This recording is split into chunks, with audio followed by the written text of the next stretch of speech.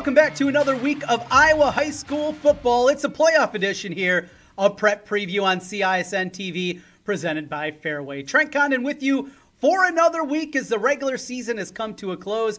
Time to take a look forward at the playoffs here tonight. We got two great games for you as well on CISN TV. I'll be in West Des Moines this evening as the Valley Tigers welcome in Coach Kapatic and company. Ankeny Centennial coming to town. Certainly Coach Swenson against Jerry Kapatic. Those two have done a battle throughout the year. Should be a fun one out in West Des Moines. Up in Ankeny, it'll be the upstart Wolves from Waukee Northwest making their way up, trying to avenge a loss from a couple weeks ago against the Ankeny Hawks. Those are the two games we have for you here in this playoff edition this week of our coverage on CISN TV. Before that, though, let's put a cap on the regular season. Every single year, how fast it goes, and here we are once again. Let's start with the Valley Tigers as they run past Des Moines Roosevelt on Friday night, 42-7. A lot of big plays in the game. Their first offensive play from scrimmage, in fact, goes for a touchdown as Valley jumped out to a 42-0 halftime lead and won it 42-7 over the Rough Riders. Another game we had last week, another team fighting for playoff spot. It was Des Moines Lincoln going up to Ankeny, but too much Hawks in that one as they win it 56-0 and get the victory and solidify their place in the top four and a chance to host in the first two rounds. How about the Johnston Dragons? Talking last week, would the math work out even if they were finding a way to beat Ames? Could they get in? They do just that. Not only get the victory last week, 37-19 over the Little Cyclones, but they get their shot in the playoffs here as they walk in with a 4-5 record. Southeast Polk flexes their muscle in a big-time way, 61-0 over Cedar Rapids Jefferson. And mentioned Waukee Northwest. How about this last week? Going on the road to Urbandale and getting a hard-fought 17-16 win. They came back with the score late in that game that won it as Waukee Northwest gets into the playoffs with the victory, solidified themselves there, and maybe putting themselves in contention here to win a game of two. Feeling good about those Wolves. They got a difficult matchup, though, themselves coming up this week. Dowling Catholic capped off the season with the win as the Maroons got it done by a final score of 38-14, and they move on at 6-3 to the playoffs with that one. Those are some of our scores from the 5A level last week. Well, I mentioned that it is playoff time. The bracket is here, though not a traditional bracket that you think of. Before we get into that, though, let's first talk about the RPI system. I know there's still some people out there wondering a little bit about this system, how a team can get into the playoffs at 4-5, like a Johnston, like an Ankeny Centennial, why teams like Lincoln, Roosevelt are left out. And the biggest thing is, it is based on your schedule. Yes, you have to win football games, but also strength of schedule is basically the main component of the RPI. And the way that it's set up there, a one-game difference really isn't that big of a difference as it pertains in the teams that you play, their record, and also your opponent's record. Those are the different parts of the RPI system. Is it the best system? No, it's not. I think there are more analytical numbers out there that could give you a truer sense of the top 16 teams, but it's a step in the right direction. I think that the association continues to head in a positive direction, and ultimately, what are we trying to do here? We're trying to get the 16 best teams into the playoff, and I think we're getting closer and closer to that every year with that RPI system. You can make arguments certainly on both sides, but it's a system that's in place. Everybody knows it going into the year. It's the same set of rules for everybody. That ultimately is a pretty good thing. So I mentioned the top 16, that advance. Let's take a look at it here and the final RPI and the pod system that's set up. So if you're looking for a bracket, you're trying to print it off, you're wanting to put an office pool together, something like that, that's not the way this one works. The pod system is basically 4 teams in each of these pods. You know, of course, who you're going to play in the first round, and then the winner of the other game in that pod. Those 4 teams then will play off. One of the 4 will advance to the semifinals. Once they get to these semifinals, then they will reseed the teams. Let's just say, for instance, Southeast Polk, Dowling, Valley are all there. Southeast Polk would be the 1 seed. They're the number 1 RPI team. Valley would be the 2. They're the number 3 RPI team. Dowling Catholic is the 8, so they'd be the 3 out of that group. That's the way that the reseeding process would be set up. That's the direction that you'd be heading to get to that point. Now, that won't happen, the 2 teams I mentioned, because Southeast Polk and Dowling Catholic, if they both win, they'll play each other in the quarterfinals. Pod number 1, that is Southeast Polk, the overall number 1 team. They take on Johnston. That one will be played out at Southeast Polk High School. Also in pod number 1, as mentioned, Dowling Catholic. They'll be playing over at Williams Stadium, and they welcome in Linn-Mar, an upstart team doing some good things from the east side of the state. We'll get another look at a squad coming up in that one. The winners of those 2 matchups then will face off in the quarterfinals. Pod number 2, only one local team involved in that one, and that is Urbandale. The Jayhawks looked like they had a chance, maybe even getting a top 4 seed.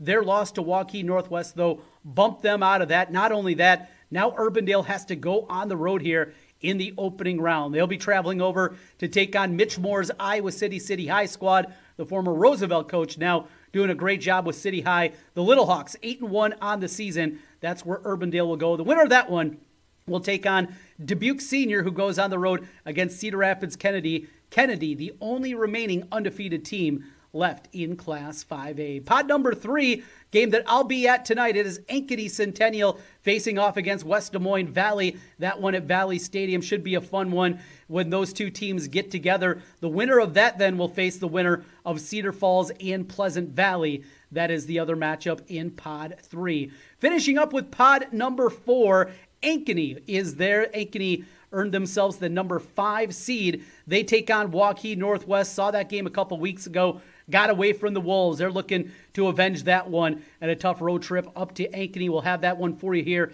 on CISN TV. The other matchup, Cedar Rapids Prairie, who has been very close. They're 7-2. Their record is not indicative, though, just how close they are of being undefeated. They had Southeast Polk on the ropes. Another tight loss for them. They'll take on Bettendorf in the first round. Cedar Rapids Prairie, though, is the number 4 seed. That means if we do get the 2 home teams winning in pod number 4, Ankeny would have to go on the road to take on Cedar Rapids Prairie a week from Friday night.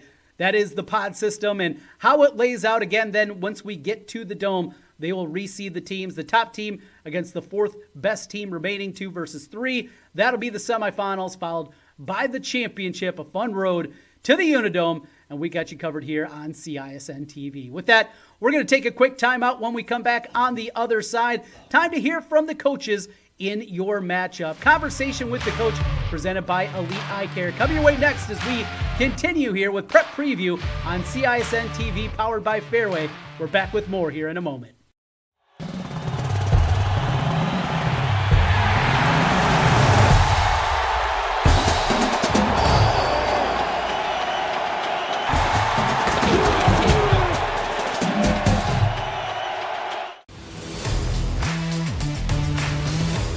We are ready. We've waited for this one for a long time. The anticipation, the excitement, the intensity. The teams are on the field looking to build on last week's success. Construction doesn't need a play-by-play call, but it does need a team. Like the team at Graphite Construction Group. From concept to planning to building completion, our team is with you every step of the way. We've been building all over Iowa. Schools, offices, stadiums, critical services, and more. Talk with us. Tell us your vision, and you'll see and feel the difference of having the Graphite team with you every step, brick by brick, beam by beam, and play by play. And the beam is up! Mitch, this isn't a field goal. You mean like it's a touchdown? Graphite Construction Group! Graphite Construction Group. We build it better. So Russ, what do you do in the off-season? Mitch, we don't have an off-season.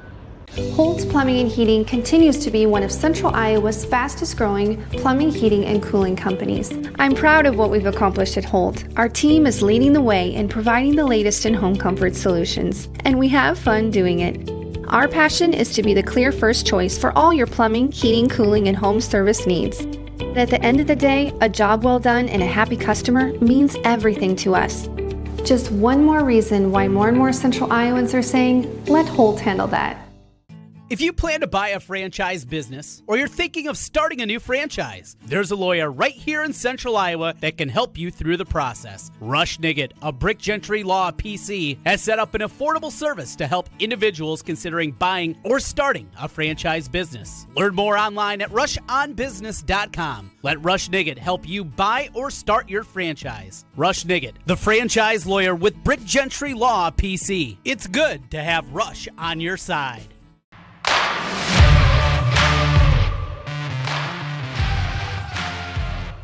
Welcome back to Prep Preview on CISN TV. Trent Condon here with you. Time to throw it over to Paul Yeager. Conversation with the coach brought to you by Elite Eye Care as he talks to the head coach of the Ankeny Hawks, Rick Nelson.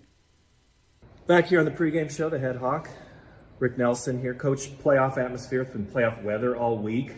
Not surprised, whatever happens Friday night weather-wise, how do you talk about something that's not in a game plan but is part of the game? We really don't talk about it. This is really the first time we did any rain yesterday, so we practiced in the rain a little bit, got used to a wet ball. I think it's supposed to be out of here Friday, but we'll see. Probably going to be windy in the first half. That can always play havoc a little bit. It was windy the first time we played those guys over at their place, so I'm assuming it'll have some pretty good gusts on Friday. You played this team 2 weeks ago. You didn't have to dust off the game plan from very far. How do you look at that game plan from the first time versus 2 weeks? I mean, they've had a different game. They are a team that's developing, so it's a little different than an average team that you would have just played recently. We played exceptionally well. It was 21-0, probably really before they knew what was going on. So it was they kind of got caught in a whirlwind right there. And so I would assume that, watching them play Urbandale, who's a good football team, and watching them play all season, they've been in really tight games. So we were just fortunate to get up on them. And then that's not really what they want to do. They like to run their quarterback. And so I think we got them out of their game plan a little bit, just jumping out ahead of them like that. And they're going to do the same thing. They've talked about we just have to execute better. Were there things that you needed to execute better from that night? Yeah, I mean, there always is. You'll never play a perfect game. I mean, you can chase perfection. I think Vince Lombardi said this: you chase perfection and hope that you get excellence. And so that's how we talk to our kids. Just no one's played a perfect game, so there's always room for improvement, whether it's a pass set or a throw or a catch or a tackle. Or maybe a missed gap assignment. So I think probably every team that's still playing is chasing that right now. We just gotta worry about us. We can't worry about who we're playing. We worry about us. We can't worry about the weather. We play one play. I know that's, everybody says play one play at a time, but you play that play, then you go to the next play. And if something bad happens, you've got to be able to flush it, or it's going to carry over, 2 plays, 3 plays, 4 plays. And that's how you end up playing poorly. You talk about that first play. Let's talk about first down. You're trying to get ahead of the chains. Colin Kadolf has been that guy that's going to help keep you above the chains. How's his health? And how do you maybe not overuse him or go to him all much? But again, a diversified offense is good on any given play. He's been beat up, probably like most running backs about this time of the season. And he's carried the ball, I think, he's carried it quite a few in tight games, maybe 25 to 30 times. So that's quite a bit for a high school when you maybe get 50 to 60 snaps total. So we're going to do what they give us. I mean, if they're going to pack the box in and play back off, we'll throw. If not, we'll hand the ball off to him. And we've got some different things for him this week. I'm sure just like they have some different things for us. This team, as they've progressed, is this the same team as week one? Well, week one we played, I thought, exceptionally well. Week two was probably our worst performance, and it was against Centennial, and they did a great job. We couldn't do anything. I think we had 125 yards of penalties, and we couldn't throw the ball. We couldn't, we ran it a little bit, but not much. Scored 7 points. So I'd say we're way different from that game. JJ just has a ton of confidence, and if you don't have a quarterback, you can't win. And he's become, I think, really an exceptional quarterback. Watching him in practice, I've seen him a couple times. Seeing him in the games, his balls look a little bit different. The timing with receivers, was that maybe a little bit of that hurdle he's cleared from early in the season? I think he wanted to do so well against Centennial that he couldn't do anything. I just think he just locked himself up. So he's much more relaxed. He has confidence. And I just think that's what happened to him. He pressed so hard because he left that school and came to this school, and he was getting quite a bit of stuff from the kids over there, which understandable. I mean, those kids, hey, they wanted him to stay, and so I just think that was the major part for him, is just more mental than anything. What do you see as keys tonight? You always talk about kicking, but in November, we'll call this a November game. It is huge. Yeah, I think punting's going to be big, especially if it's windy. Catching the punt, getting the punts off, kickoffs will be, extra points if the wind's really gusting, even though we're pretty dang close. Those can be, and then, we've got to tackle. The quarterback's a big kid. I think what really hurt Northwest is they had a really good running back, and they lost him a few weeks ago. I mean, that kid was really tough. So a lot more fell on the shoulders of their quarterback. So we have to be able to run the ball and stop the run. I mean, those I think are two big things for everybody. That's what, and it's one play at a time with whoever it is, and it's next man in. You had to do a next man in on defense and on offense. How do you feel about this next wave of guys? Well, I mean, Northwest has lost 2 linemen. They lost their running back, so everyone's feeling it. I talked to my buddy at Cedar Falls. I mean, they're down to their 3rd string quarterback.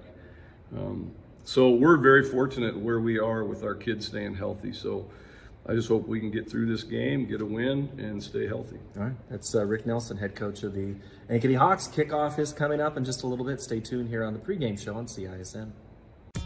For all of your and your family's eye care needs, make it Elite Eye Care. Dr. Ethan Heisman, Dr. Heidi Bell, and Dr. Kelsey Sawatsky provide expert eye care close to home. From eye exams to contact lenses, eyeglasses to sunglasses, make Elite Eye Care your local optometrist. Set up your next eye care appointment with Elite Eye Care, 9250 University Avenue in West Des Moines, and online at eyedoctordemoines.com. Obsessively, relentlessly. That's what you can always expect, even when faced with the unexpected. It's a service we take seriously, providing comfort in the rain, tools to help you save, a helping hand along the way, and from a safe distance away, delivering the energy you need while going the extra mile. Regardless of the times, our team remains committed to you. Guys, are you looking for an excuse to watch football all weekend long? Then schedule your vasectomy with the Urology Center of Iowa. The Urology Center of Iowa offers nitrous during your vasectomy, cutting-edge technology to help you relax during your procedure. Make the call to 515-400-3550. That's 400-3550 or online at iowauro.com. Vasectomies with the Urology Center of Iowa. And tell them you heard it on KXNO. Our team at D. Armand Ford Indianola are committed to giving you an exceptional ownership experience. As a family-owned business, my dad and I are in the dealership every day to ensure you experience the D. Armand difference. Our core values of hard work, honesty, trust, and integrity are what we build our business on. Experience the difference at the all-new D. Armand Ford Indianola, where you'll actually enjoy doing business. The all-new D. Armand Ford Indianola, DarmandFord.com. Hi, I'm Joe the Car Guy with Westside Auto. I'm excited to tell you about our new lifetime oil change plan. When you purchase our plan, you'll never have to pay for an oil change again. If you get a different car, simply transfer the plan over. If that car's oil needs are different than your original plan, just pay the difference. It couldn't be simpler. You won't have to worry about inflation or prices going up. Give us a call at Westside Auto Pros to get details on the lifetime oil change plan. And remember, when I say lifetime, I mean your lifetime, not just your car's. Back here on the pregame show on CISN, it's Coach Kapatic, head coach of the Waukee Northwest Warriors. Coach, the weather this week, really kind of a playoff feel, but that's not really anything you focus on, is it? No, not really. You just kind of expect that this time of the year. So we've played in all types of weather in the past. So, yeah, it doesn't really impact us as we look towards the game. And you don't have to really worry about focusing the guys either. You got a big task at hand, playoffs first season. What's the motivation for these guys this week? Yeah, I mean, I don't think focus has really been an issue all year. I mean, like I said, we play the best teams week in and week out. So, I mean, there's no games off. We take it one game, one practice at a time. So, I think the motivation's, hey, we got another opportunity to play one of the best teams in the state, the defending champions at their place. So, I mean, there's all types of motivation there. And I think our kids are excited to get out there and compete. This is a team you just played a couple of weeks ago. I asked you earlier this week about the game plan, and you discuss execution. A football coach or any coach is really never pleased with a team's performance. What is it you're trying to what do you feel that was a couple of things you really wanted to execute better this week? Well, I mean, we have to do a much better job stopping the run. If you can't stop the run, you're going to have a real tough time winning games. And their running back had a really good game against us last time. And then, offensively, we weren't able to run the ball. So, I mean, in high school football, if you can't do those two things, then it's going to be tough to win games. So certainly we want to do that. But, really all we ask out of our kids is they just, play hard, do their job to the best of their ability, and then we'll live with the results. And, if our kids come out and give great effort and are tough, then, we think we got a great chance to win any game. Carson Rankin has just been a horse for you this year. What's he meant in leadership to your team? He's just a great kid. I mean, great kid, very coachable, and I think the thing I admire about him most, and something we preach all year, is just toughness. I mean, hey, he's taken some big shots this year, but he's a kid. He just keeps coming back. And like I said, in our game last Friday, he took some huge hits and was able to rally and lead us on a big first quarter drive to take the lead. So he's just an incredibly tough kid. Brady Grisham's had to come in, move a position midseason, replace a really good running back that you had. Talk about Brady's progression here as you come down to the second season. Yeah, he's just another hard-nosed, tough kid. He runs hard. He's a big physical back, so and a great leader. So another kid that's been very important to the success of our team. What else on your offense do you like has stood out and is somebody we should be watching for tonight? I think we've had a bunch of guys that, when we've had injuries, we've had guys step up and have had to fill roles, and so that's exciting to see. Obviously we always hate to lose guys to injuries. That's it's part of every season, but then you need to have guys that are willing to step up, and we've had that. And then I think we just have a bunch of guys that are willing to work hard and do their job. They don't necessarily care about the spotlight; they just care about the team, and they care about doing what they can to help the team win. Defensively, you kind of mentioned how Colin alluded to the fact Colin Kadolf had a really good game against you the last time. What's this defense? Who's rallying them tonight? Yeah, we've played pretty good defense all year, except for that game. That was the one game where I felt, where we kind of felt that, hey, we didn't play to the best of our ability. And again, credit that to Ankeny. I mean, they played well, and so give them a lot of credit as far as that goes. But as far as our leaders, Griffin Gamble's a great leader for us. Plays linebacker. Tristan Grubb, another captain at safety, and another captain would be Ben Ryland on the defensive line. So those are all again tough kids that really get our defense going. What do you see as keys tonight, Coach? Again, kind of hey, going out there and executing, playing hard, and leaving everything on the field. Possession. Do you like a possession where it's a good defense is to have your offense on the field for a while? Oh, certainly. I mean, keeping their offense off the field would help quite a bit if we can put some drives together. They're very explosive on offense and very good on offense. So, I mean, if we can keep their offense off the field, that would be a good thing. You mentioned injuries, but I wouldn't really call it a football injury, but Cale Winter's health situation, a good rallying cry, local stories written about it, the support from the other schools. Football's more than a sport for you, right? Does that kind of put some of that into perspective these last couple of weeks? Oh, absolutely. I mean, again, what Cale's going through, it's more important than any football game. He's progressing. He's doing better. But he's got a tough road ahead. But yeah, absolutely. And you just think about all the time, between coaches and players. I don't think a lot of times people understand the sheer sacrifice that these players and coaches put into a season, how much time they put in. So yeah, I mean, it is more than just a football game. These are people you become very close with. So obviously we hope for the best for Cale and his family, and he's a big part of our family. and he's watching, and he talked to your program after last week's win against Urbandale, so you know he's involved, you know he's watching, and he's probably going to slip you some notes about strategy. Yeah, he might. Yep, he will. All right, Coach, thank you so very much. Coach Kapatic, head coach of Waukee Northwest. Thanks, Coach. Yep, thank you. Back here on the pregame show continues after this.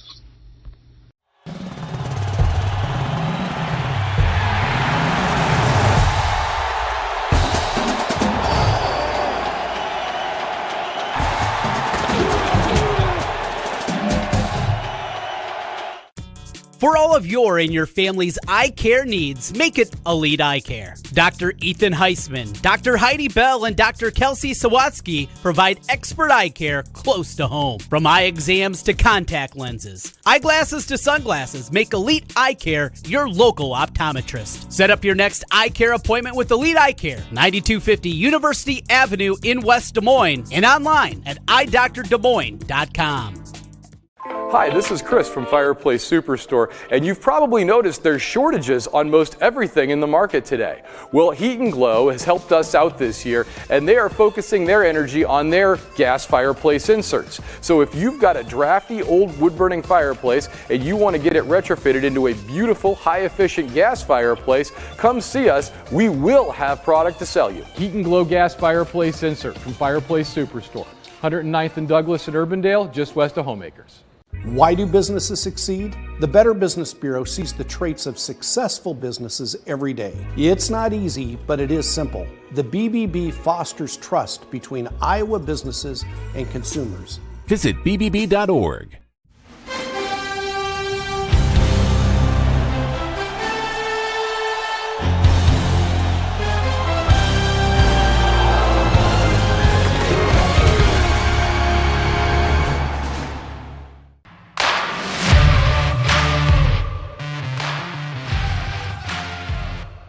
Welcome back to Prep Preview on CISN TV. Trent Condon with you as we get ready for kickoff right around the corner. Couple of matchups for you this evening on CISN TV. Up in Ankeny, it'll be the Hawks as they welcome in Waukee Northwest. Should be a fun one out there. Saw this game a couple of weeks ago right away. You could see Ankeny coming on the heels of that loss to Valley, just how pumped up that squad was and just took it to the Wolves right away. But these rematches, especially rematches that happen this close together, a lot of times seem to be a lot tighter here. I think Coach Kapatic and company certainly going to be ready to go. Going to have to slow down that high-powered Ankeny offense. And J.J. Cole, boy, the performance he had in that game, he has gone to another level as this season has progressed. Seeing that junior quarterback for the Hawks, he's playing at a really, really high level. Waukee Northwest, this is one you need to slow them down certainly, but I think they want to stretch this game out as much as possible. Grind it out. Let that clock run, eat up some clock, and try to get the ground game going with Rankin. That gives them the best chance of pulling off the upset here tonight. Speaking of upsets, Ankeny Centennial, they're trying to do that in the game that I'll have coming up for you here on CISN TV as they take on the Valley Tigers. Valley, we know how good that offense is. A big offensive line, a running game led by Danny Rankins Jr. Hutch has done a nice job. They can really run the football, and one of the best tight ends in the state in Eli Reardon. Their quarterback, Mason Morrow, he's played high-level football, but still the question remains with West Des Moines Valley is that defense. And with the defensive questions that are there, Ankeny Centennial, even a team that is limited this season and what they've done running the football, you know it's going to be a difficult assignment. You got different guys moving around. You got different motion all over the place. You can't be tricked by what your eyes see. You got to follow that football, read your fundamentals. It's a big, big ask for this Valley defense here. And we'll see if Ankeny Centennial can do just that, trying to grind this thing out, get those 3, 4, 5-yard carries, push it forward, and also, maybe most importantly, keep the Valley offense off the field. I think that's a big component here if the Jaguars are going to pull it off. We'll have both those games for you. You can bounce back and forth just here on YouTube. Search CISN TV, and you can find the link for both of the games, as obviously you're watching one right now. The other one also up there for you here in the round of 16. Other matchups going on this evening. Southeast Polk, they welcome in Johnston, the number 1 seed Southeast Polk against the 16 seed, the Johnston Dragons. Dowling Catholic, they'll be playing over at Williams Stadium. They got Linn-Mar coming in in their matchup. It'll be Urbandale on the road tonight for Iowa City City High, and also a matchup there. It should be a fun one to keep an eye on from the other side of the state. Also want to mention a lot of great games happening in Class 4A, down a level from where we normally talk about a lot and broadcast from, but a lot of big-time games happening there at the 4A level. Let's take a look here at some of the matchups, including a lot of local teams involved in that. Let's start first here with the matchup with Winterset. They'll be at home for Clear Creek Amana. Norwalk goes on the road to take on Webster City. That comes from Pod 2. Bondurant Farrar, they'll welcome in Fort Dodge in Pod 3. And you also have Carlisle at Indianola. So a lot of local flavor there also in that 4A bracket, which should be a lot of fun to see coming up here as the playoffs are upon it. Now, it started last week, the round of 32 for 8-player all the way through 2A. Not a whole lot of upsets there. More teams involved, though, and certainly going to open up as this continues as we make our way to the Unidome. It's the quest for the Dome coming up here, and it starts tonight on CISN TV. We bring you the Ankeny Hawks as they welcome in the Wolves from Waukee Northwest here on CISN TV. Here's Paul Yeager and the crew getting ready for tonight's game.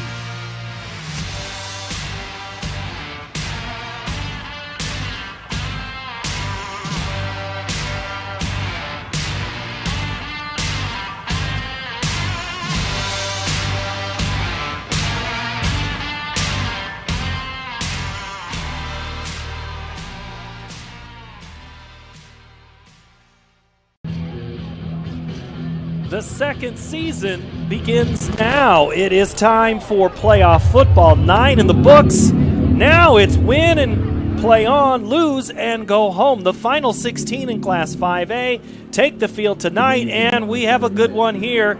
The Waukee Northwest Wolves and the Ankeny Hawks. Hello, everybody, and welcome inside Ankeny Stadium. That's Tim Halber. I'm Paul Yeager. Jeff Brooks will be with us in a little bit. Tonight, Tim, this is a game that is a rematch from just 2 weeks ago that was anything but close because of some guy named Colin Kadolf. 6 big touchdowns. He had a huge night. Yes, he did. He took it over, and I think it kind of, as Coach Nelson said, he goes, we kind of took the wind out of their sails. We were up 21-0 before they knew what happened, and they changed the entire game, and then he just took over from there and won the game easily. And he is our featured spotlighted player tonight. As we mentioned, 6 touchdowns. This guy has 1,205 yards rushing this season. That's the best in 5A. 16 rushing touchdowns. That's the second in Class 5A.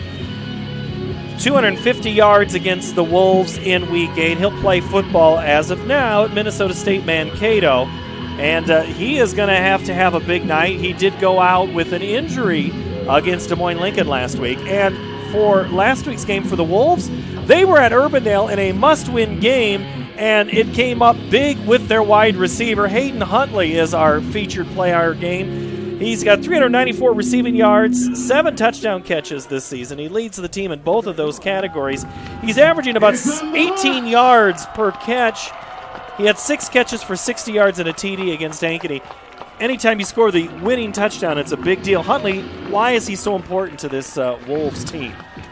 Well, they come with a running quarterback. They're on their second string, tailback. Grisham's in there, so he's going to bring some of the attention away from the running backs. So they can kind of get a little bit of running game going on there. So they're facing a very tough Ankeny defense. Even though Pendergrath won't be starting in the middle tonight, they are tough. They've had 2 shutouts. 7 of their 9 games, they've only allowed a single score, or less, or 0. So that's a formidable defense. So they're going to have to spread them out a little bit. Don't let get in the box because they're a very aggressive, athletic defense. Tim mentioned no Jackson Penningroth tonight. Not sure if he would return if Ankeny would win, but that is a big loss at linebacker. They'll be looking for Brock Adamson and Nate Nessa to step up. Nessa will move over to that spot. Adamson, who's played a lot, they'll need him again tonight. Yes, and speaking of Nate Nessa, last week he came in, played a little over half at tailback, for Kadolf, only rushed for 100 yards. So it's a nice problem to have, a 2 running back set there. Really takes a lot off of a J.J. Cole where he doesn't have to run. He can concentrate on the passing game. Carson Rankin, we've alluded to for a running game for Northwest. He is a strong back. They need him to both throw the football to Huntley, but also run the ball as well. What is it about a running quarterback-led offense? I think he's like a Tim Tebow type quarterback. He gets up there. When he tucks it, he is a tailback. He's actually bigger than their tailback. So he creates that. It brings the linebackers up. You have to bring safeties in there. So it makes the defense have to kind of sit and read much more. All right, we're going to take a break. We'll check in with Jeff Brooks in a couple of minutes. We'll get you ready for kickoff and find out what the conditions are like here in this Class 5A playoff football game from Ankeny Stadium. Back in a moment. I need a Mocha Crunch Blast, please. You got it. I'm on the Mocha Fudge. We're gonna need more espresso chunks. Order up. Sonic Mocha Crunch Blast. Really like your backyard, man. There's nothing to the east, so I can do this all day. No, Patrick. East is that way. Oh, man, that's not good.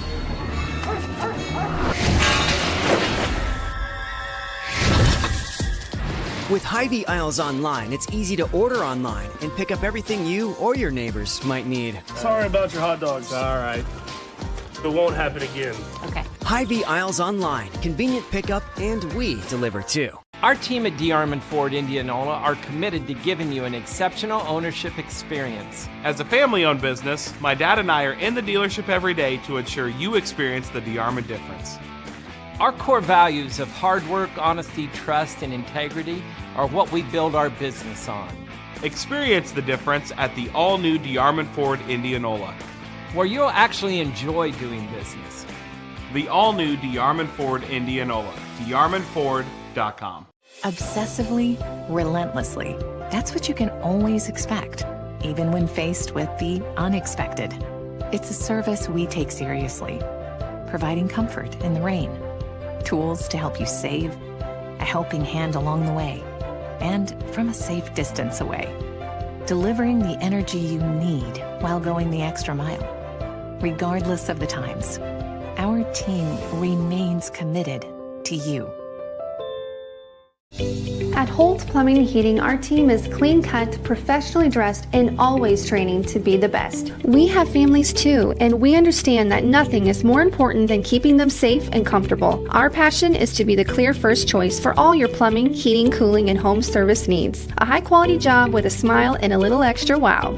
I would like to personally invite you to experience Holt Plumbing and Heating and find out why, for over 70 years, families all over central Iowa say, let Holt handle that. Hi, I'm Joe the Car Guy with Westside Auto. I'm excited to tell you about our new lifetime oil change plan.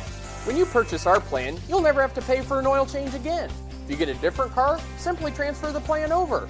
If that car's oil needs are different than your original plan, just pay the difference. It couldn't be simpler. You won't have to worry about inflation or prices going up. Give us a call at Westside Auto Pros to get details on the lifetime oil change plan. And remember, when I say lifetime, I mean your lifetime, not just your car's. I need a Mocha Crunch Blast, please. You got it. I'm on the Mocha Fudge. We're gonna need more espresso chunks. Order up. Sonic Mocha Crunch Blast. Playoff football just a couple of minutes away from kicking off here at Ankeny Stadium. It's the Ankeny Hawks and the Waukee Northwest Wolves. From Ankeny Stadium tonight in Class 5A, this is a game in Pod 4. The other half of it is Bettendorf and Cedar Rapids Prairie. Pod 3, the Centennial Jaguars are at Valley Stadium tonight. Another game you can watch here on CISN. Cedar Falls is at Pleasant Valley. In Pod 1, Johnston at Southeast Polk, Linn-Mar at Dowling. And then in Pod 2, it is Dubuque Senior at Cedar Rapids Kennedy. And Urbandale, once they get to Iowa City, will be playing at City High. I understand the bus for the Urbandale Jayhawks has had a little breakdown, but they'll hope to be there soon. And we know who is down on the field for us. It's Jeff Brooks. Temperature is 51 degrees. We're looking for about 45 before the night is through. Wind is out of the south at 10 miles an hour. Jeff, it's going to stay pretty much right there, but what is the wind like? Yeah, so the weather's not going to be a factor tonight in this game unless something crazy happens. It is a gorgeous night for softball. We were talking softball earlier. It's my fault. A gorgeous night for football tonight. Temp's good. Field conditions are great. I don't see the wind being a factor at all. Maybe a little bit, but I doubt it. A little bus story for you. When I was in high school, the opposing team's bus got broken down too. They got a 15-yard penalty, much different than today. So I liked that rule back then. All right, we talked through the coin toss. What was it? So, yeah, Waukee won the toss. I hear they deferred. Ankeny will get the ball. Looks like Waukee's going to kick it towards the south end zone. So Ankeny will be going into the wind here with this first drive. What little wind there is, but we'll see how the defense goes for Northwest. All right, thank you very much, Jeff Brooks on the sideline. Real quick, Tim, here as we get ready for kickoff, what do you see as keys for the Northwest Wolves? I think get some of the ground control there. Don't make turnovers. Keep it a short field. If you give it a short field to Ankeny, it's going to be a long night. And if you are Ankeny, what's your key or two? I think it's get these boys lathered up, see what Kadolf could do, see how healthy he is. If Cole gets in a rhythm, it could be longer night because his passing, he's a rhythm guy. If he gets confident, he can make that offense go. Well, and that's one thing Coach Nelson said that they are going to try to do is find a way to get J.J. Cole comfortable early. And if you're Waukee Northwest, you're thinking we're going to disrupt him. Getting ready to kick it off is going to be Andrew Cork. The Wolves in their all-white uniforms with blue numbers and blue trim on the pants and left, and we are underway. High end-over-end kick is going to be taken by Kadolf 2 yards deep into the end zone. That is a touchback. And the Ankeny offense will come out first, led by J.J. Cole. Colin Kadolf, Brady McCullough, Will Heinrichs, Maddox Ward, and Carson Booth in the front line. And then on your offensive line, Ethan Thomas, Drew Montsevice, Ryan Mayer, Antonio Espino, and Joe Kingston. For Northwest, it's Moses, Ryland Barady, Tim Lamb, Gamble, Linen, Smith, Grubb, and Smith. Linen and Gamble, as well as Lamb and Gamble. Lamb is in 32, Gamble in 10. Those are keys to watch here in this early game. Those are two main linebackers.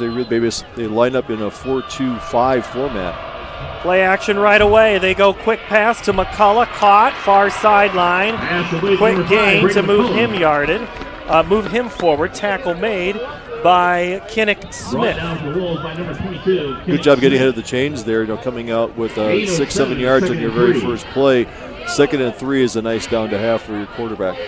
No score yet here. Second offensive play. There are 3 receivers bunched to the left of Cole. They give it to Kadolf, who fumbles the football back. He has just got a fall on it. That's twice that Kadolf has had a little hard time grabbing hold of the football. So what was second and manageable will now go all the way back to be a 3rd and long, 3rd and 12. Now it's a playoff game. I think nerves are still a factor. I think you get it there. You want to do well. You want to get out of the gate. You're defending state champs. I think just settle down a little bit is probably what a lot of that is, because normally he never drops the ball. Our officials tonight: Jeff Carson, Phil Johnson, Griffin Carr, Josh Bevins, and the back judge is Nate Steggy. 3rd and 12 from the 18. Cole throws near side. He has a receiver. He runs into a defensive player, and that's Kinnick Smith. The intended receiver was Ryan Crandall. Crandall went down. Fans wearing Ankeny gear think there was more than just inadvertent contact. Yeah, ball was over his head. I think he more or less ran into the defensive back. There's contact there, but it didn't impede the receiver's progress towards the ball, so good no flag call on that play. Tristan Grubb stands back at his own 42-yard line. Max Pelham, he's at the 4. Big rush come. Pelham gets it away. It's a little shorter than normal. Bounces on the Hawk side and rolls to the Wolves side. And it'll be knocked, it'll be downed at about the 45-yard line. Leo Aguirre makes the call. So now, or the down, Carson Rankin brings out the Wolves offense. Grisham, Gardner, Hayden Huntley, Jaden Engstrom, and Jackson Adams, your skill players. Up front, it's Malcolm Mutai, Trevor Zarkowski, Dominic Negro, Javen Muller, and Luke Schumacher. First play from the gun. Toss, right side, lots of room, knocked out of bounds at midfield. Doing that tackle is Nate Nessa. Pickup for Brady Grisham is about 6 yards, almost 7. You can see there the effect of having a running quarterback, because it really makes the defense go in there and see where the ball is. So they have to rush, contain, stop, and look to see where the direction of the play is going. 2nd and short. Toss sweep again, this time left side. Hawks are there, but not before. A first down is gotten by Brady Grisham. Set the Ankeny defense here. Eaton, Adamson, Webb Tate, Nessa, and Johnson, your linebackers. Your secondary of Cornwell, Crandall, Sandvig, and Gavin. And your two defensive linemen, Diego Jackson and Braden Simonson. 1st and 10 moves the chains. Ball's at the 45 of Ankeny. So in just 2 plays, the Wolves have gotten into Hawk territory.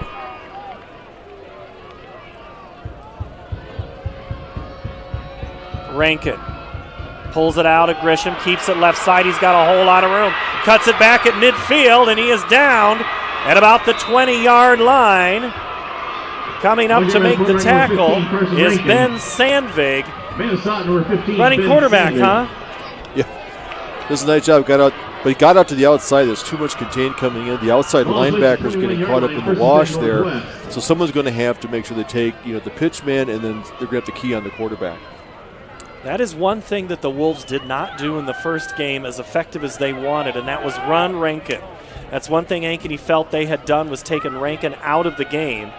He is in control right now. First down. Ball gets behind him. He's going to have to pick it up, still try to throw it away and out of bounds. He's outside of the tackles. No receiver near. And Jeff Carson has his hand on the left pocket where he holds the yellow penalty flag, but he keeps it in. He was outside the hash there, but the heads-up play by Rankin to get on the ball and then throw it out without trying to make a running play and losing 10 yards. 2nd and 10. Rankin punches over, then stands back up, and now takes the snap. Toss sweep again. Grisham grabs it off his fingertips, and then he is hit first by Braden Simonson, then Tandem Webb Tate. Better read there by Simonson on knowing where the pitch man's going to be. Someone has a lane assignment there to watch the quarterback at all times in case he tucks it and runs, so there's going to be a pitch man out there. So good lane assignment, good integrity. See if this brings up a passing down for them. We haven't seen them pass much. They're not an ideal passing offense. We'll have to see where Huntley's lined up. Huntley's in the slot to the left along with Adams. Engstrom to the near side here. Behind Rankin is Grisham. Pass, they go left side, batted down. There the whole way, Ryan Crandall. He almost could have caught that thing. Intercepted it, taken it away, but instead he got the big paw and knocked it down. It'll be 4th down. Good play there. Try to do a quick look in, make the receivers open because they had single coverage on the outside on the left there. But a great play by Crandall getting his hands up there, deflecting the ball, creating a 3rd and long. So now they got a longer field goal, looking here for about a 38-yarder. Andrew Cork comes on. He's 5 of 7 of field goals on the year from the near hash. The holder is Rankin. The kick is up. It's long enough. Is it accurate? It is. Kick is good. 38-yard field goal. Andrew Cork. 38-yard field goal is the first points of the game, and Northwest leads 3-0. We'll take a timeout. This is high school football. Are we sure? The team at D. Armand Ford Indianola are committed to giving you an exceptional ownership experience. As a family-owned business, my dad and I are in the dealership every day to ensure you experience the D. Armand difference. Our core values of hard work, honesty, trust, and integrity are what we build our business on. Experience the difference at the all-new D. Armand Ford Indianola, where you'll actually enjoy doing business. The all-new D. Armand Ford Indianola, darmandford.com. At Holt Plumbing and Heating, our team is clean-cut, professionally dressed, and always training to be the best. We have families too, and we understand that nothing is more important than keeping them safe and comfortable. Our passion is to be the clear first choice for all your plumbing, heating, cooling, and home service needs. A high-quality job with a smile and a little extra wow. I would like to personally invite you to experience Holt Plumbing and Heating and find out why, for over 70 years, families all over central Iowa say, let Holt handle that. Cork's kick is taken by Kadolf at the goal line, and he gets up to about the 15 and not much more. Let's go down Jeff Brooks on the sideline for his first check-in in game. Jeff? Hey, really interesting start here. The Ankeny coaching staff, they're a little frustrated with that, especially that first play from scrimmage. They thought it was a forward toss as an incomplete pass, or it should have been the second play. That was the second and long, third and long. So we'll see how they respond to that. Credit to Northwest. The Wolves, they got the ball. They marched it down good field goal territory, and I think you're right. We might be short a ref. I don't know. So see how it goes. I heard him say that. Kadolf, hand up, cuts it up towards the middle, and he's into the secondary, and he gives Tristan Grubb a ride after about 9, and then pulls him another yard forward for a first down. So now back to basics for the Hawks. Good inside run there. We talked about that offensive line. Mayer, Espino in there, a lot of experience. Straight ahead blocking, creating a lane there for Kadolf. 1st and 10 from the 24. Kadolf sends Booth in motion, and before the snap, I think Ankeny moved. They'll move it back 5, and so coaches talk about kicking and penalties, and in the postseason, they are huge. False start, Ankeny, 5-yard penalty from the previous spot. Down remains first and yes, 15. Penalties like that take you out of your rhythm. You just had, one play, 10 yards, first down, so you don't want to get behind the sticks. So now you got really 2 plays to make it 3rd and short. Cole gives it to Kadolf. Gets to the outside. He's got a man. He had a block there momentarily from Will Heinrichs that got him an extra couple of yards, and they shortened second down. It'll only be 2nd and about 7 on that play. Gain of 8, 2nd and 7. Pickup of 8. Now it's a little more manageable. It opens up your play, your passing play, because the defensive backs are playing back. They're playing the shell, keeping everything in front of them. But now they've got to tighten it up a little bit with only 7 yards to go for a first down. McCullough and Ward to the near side. Cole, the quarterback keeper in Northwest, saw that one coming the whole way. Griffin Gamble was there. He knew what was coming. And it'll be really no gain on the play. And the Hawks will have it with 3rd and long. He's the key of that 2 linebacker set between Lamb and Gamble there. That Gamble is the athletic one there, makes a lot of tackles. So it looked like it was a designed quarterback run, like they saw something would be there. But that middle's pretty tight. Ryland also is an anchor in that defensive line. Cole, 3-step drop, has time, throws near side, caught by McCullough. He's got it and then some. Huge pickup, enough for a first down. Tackle for Northwest by Harry Leinen. Big play there. 44-yard line. That's a hawk. Good timing, Rob, because that's on the far hash. He threw it across the field, got there, caught it.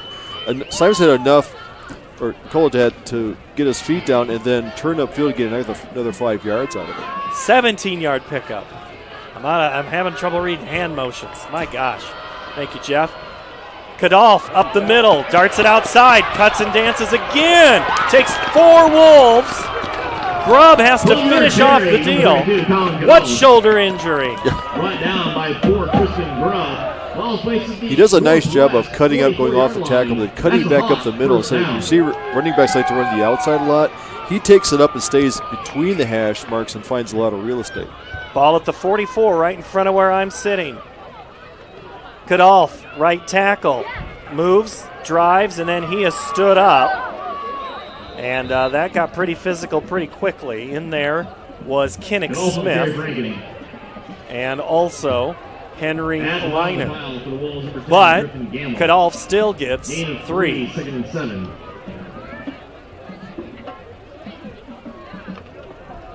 3-0 Northwest on a 38-yard field goal. Hawks had to go 3 and out on their first drive. They're on their second offensive possession, and now they're going to go back 5 as another false start. Down remains 2nd and 12. The guard there just flinched a little bit. On that particular play, they had Kadolf lining up wide left, putting on the receiver. Also seeing how the defense responds when he starts spreading out with an empty backfield. Coach is taking note of that to see how do they react to that play. Where are they playing up tight? So Waukee is going to be called, Northwest is going to be called for delay because they were mimicking signals, I believe is what that call is. Jeff Brooks, I don't know if you see that any differently or hear it any differently, because the Ankeny offensive line was pointing at Northwest, right, Jeff? Yeah, they were definitely, but I was walking behind the bench when that occurred, so I'll keep my ear out, see if they correct that. All right. Thank you, Jeff. 3-0 Northwest. And so now it is 2nd and short as the officials have to go over and talk to head coach Coach Kapatic and ask what that call was about. He's probably saying it's a defensive signal, but it sounds like it's a cadence throwing off the offensive line, which you can't do. So still a break for Ankeny. 2nd and short. Playbook pretty wide open on this one. Cole to throw. Quick. Gets rid of it far side. Too far of a leap to make by McCullough. Incomplete. Eli Moses coming in there quick, off his left side, in front of Cole there, so he threw it up and put a little more air underneath it and overthrew his receiver. So that's been a good rush. You may not get the sack, you may not get to the quarterback, but it does influence the pass play, which creates a 3rd and 2. And now Kadolf is in the backfield, as is Nate Nessa. They go Kadolf left side behind that huge hole, and it's going to be Colin Kadolf off to the races into the end zone, and an Ankeny touchdown, 36 yards. 36-yard touchdown run, number 32. Kadolf scores first for Ankeny. I want to give a shout out to Carson Booth there, lined up, kicked out the tackle, creating that inside hole for Kadolf that just ran through like a truck there, and he was in the end zone. So good blocking up there, everybody doing their part in that play.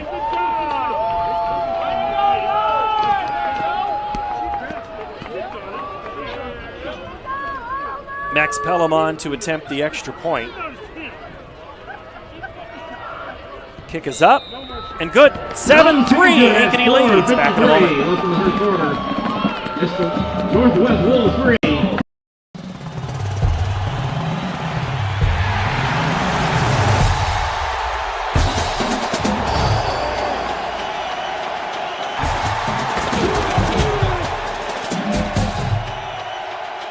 Obsessively, relentlessly. That's what you can always expect, even when faced with the unexpected. It's a service we take seriously, providing comfort in the rain, tools to help you save, a helping hand along the way, and from a safe distance away, delivering the energy you need while going the extra mile. Regardless of the times, our team remains committed to you.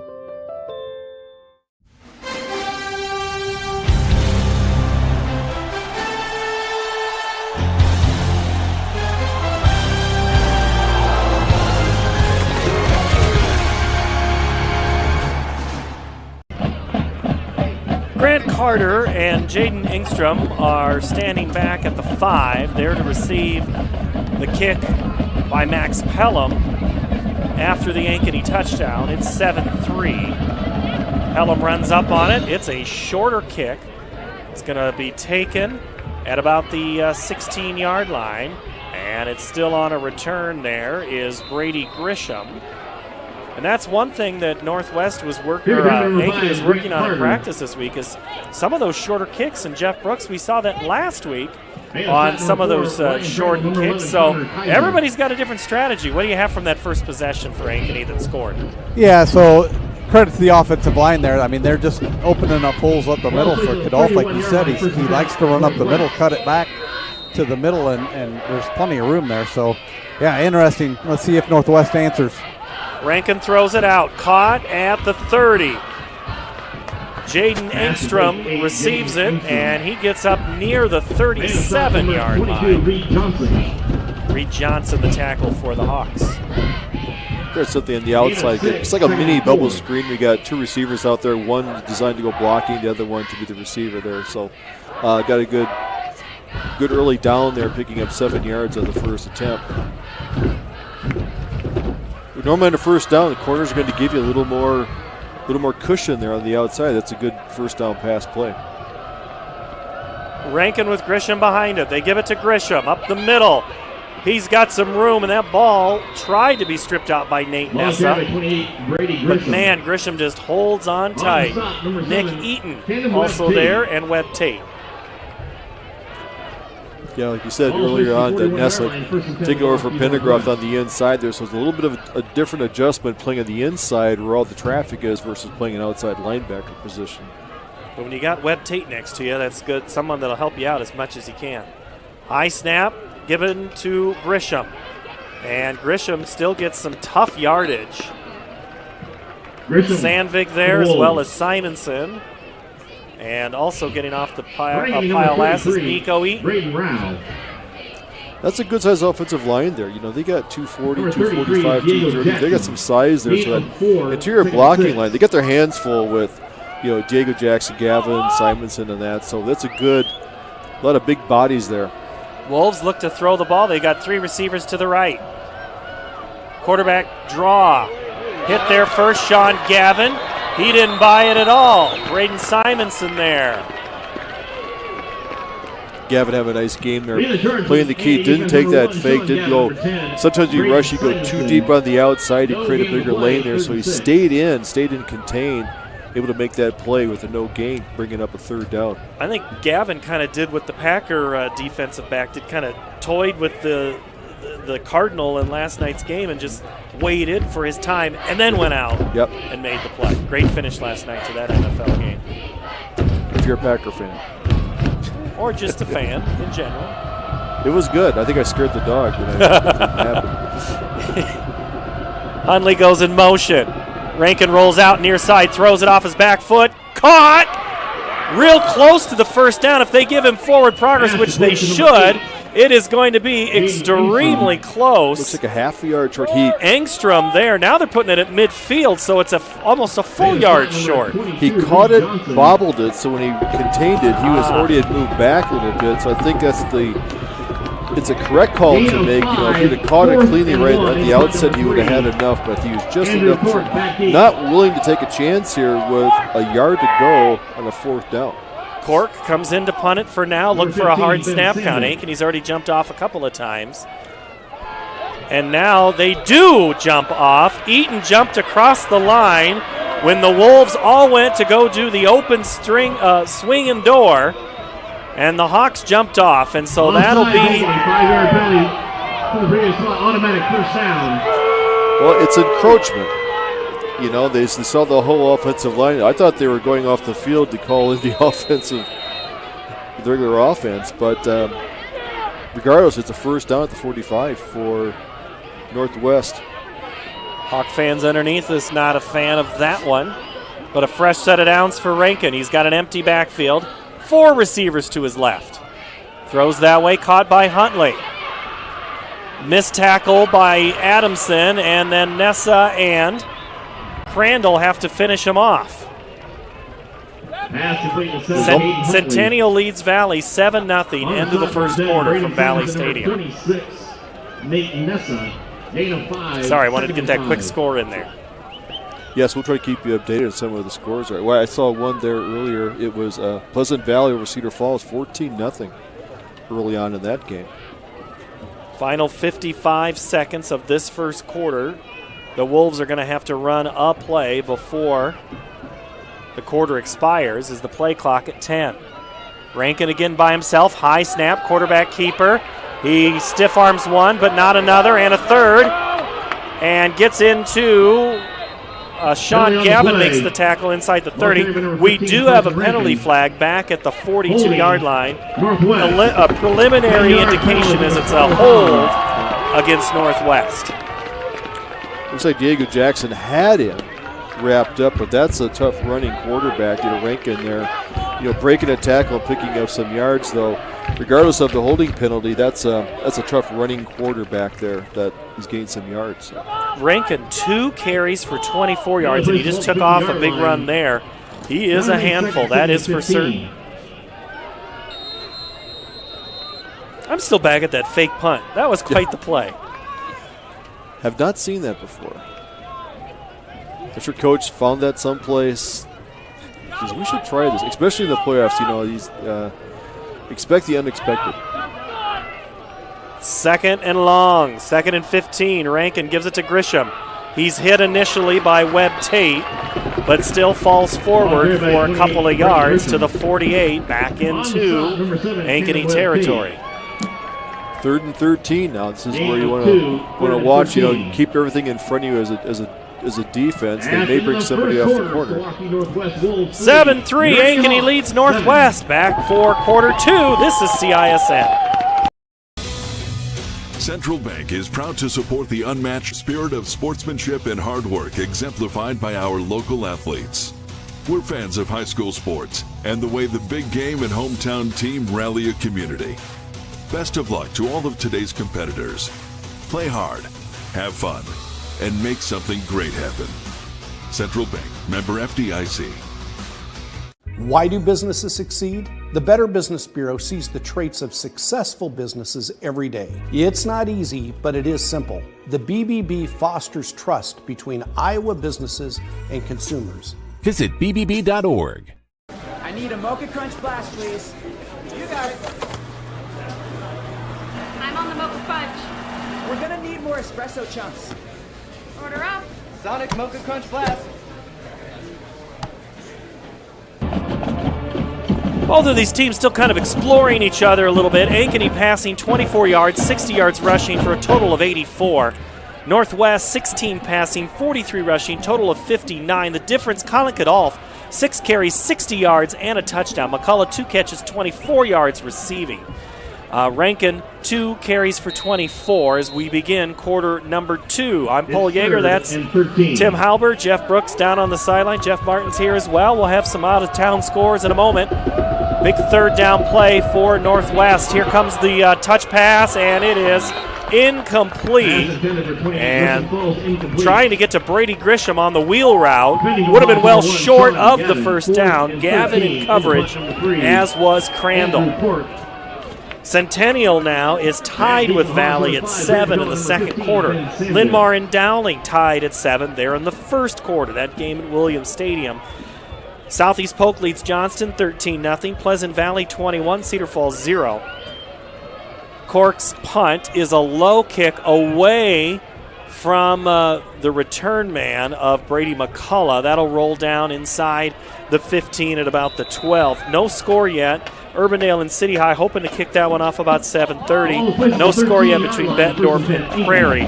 Dubuque Senior leads Cedar Rapids Kennedy 3-0. That's in the first. Here, it's Ankeny 7, Waukee Northwest 3.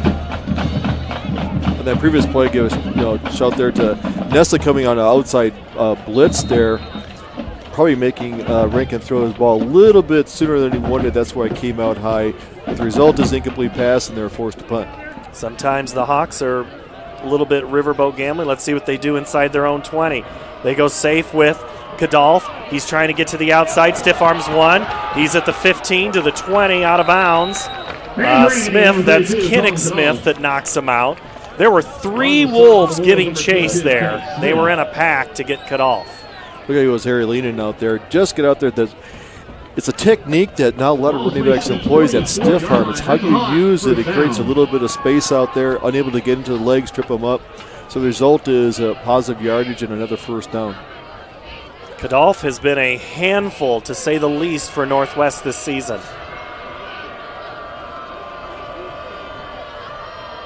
Kadolf up the middle, has some room. Again, you talked about it in the last, on the touchdown run, Carson Booth. Kind of an escort right there. Booth didn't hit anybody for 5 yards because there was nobody to hit. Well taking their assignments down there, doing a fine job of this.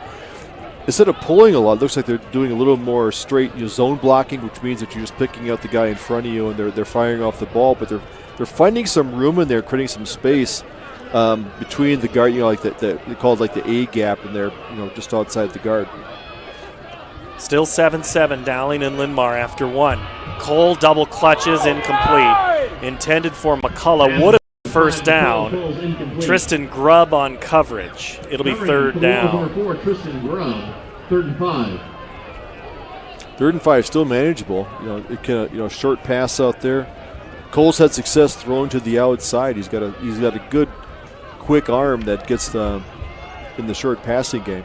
Derek Johnson comes in, Jeremiah Kruger goes out, so more receivers than tight end look for the Hawks to pass.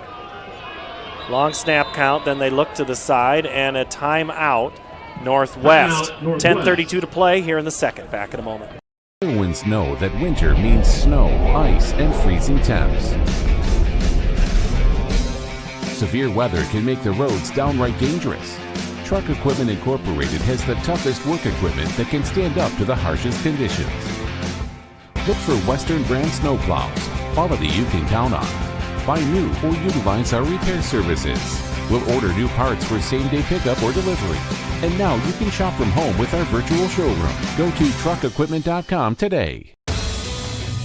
Central Bank is proud to support the unmatched spirit of sportsmanship and hard work exemplified by our local athletes. We're fans of high school sports and the way the big game and hometown team rally a community. Best of luck to all of today's competitors. Play hard, have fun, and make something great happen.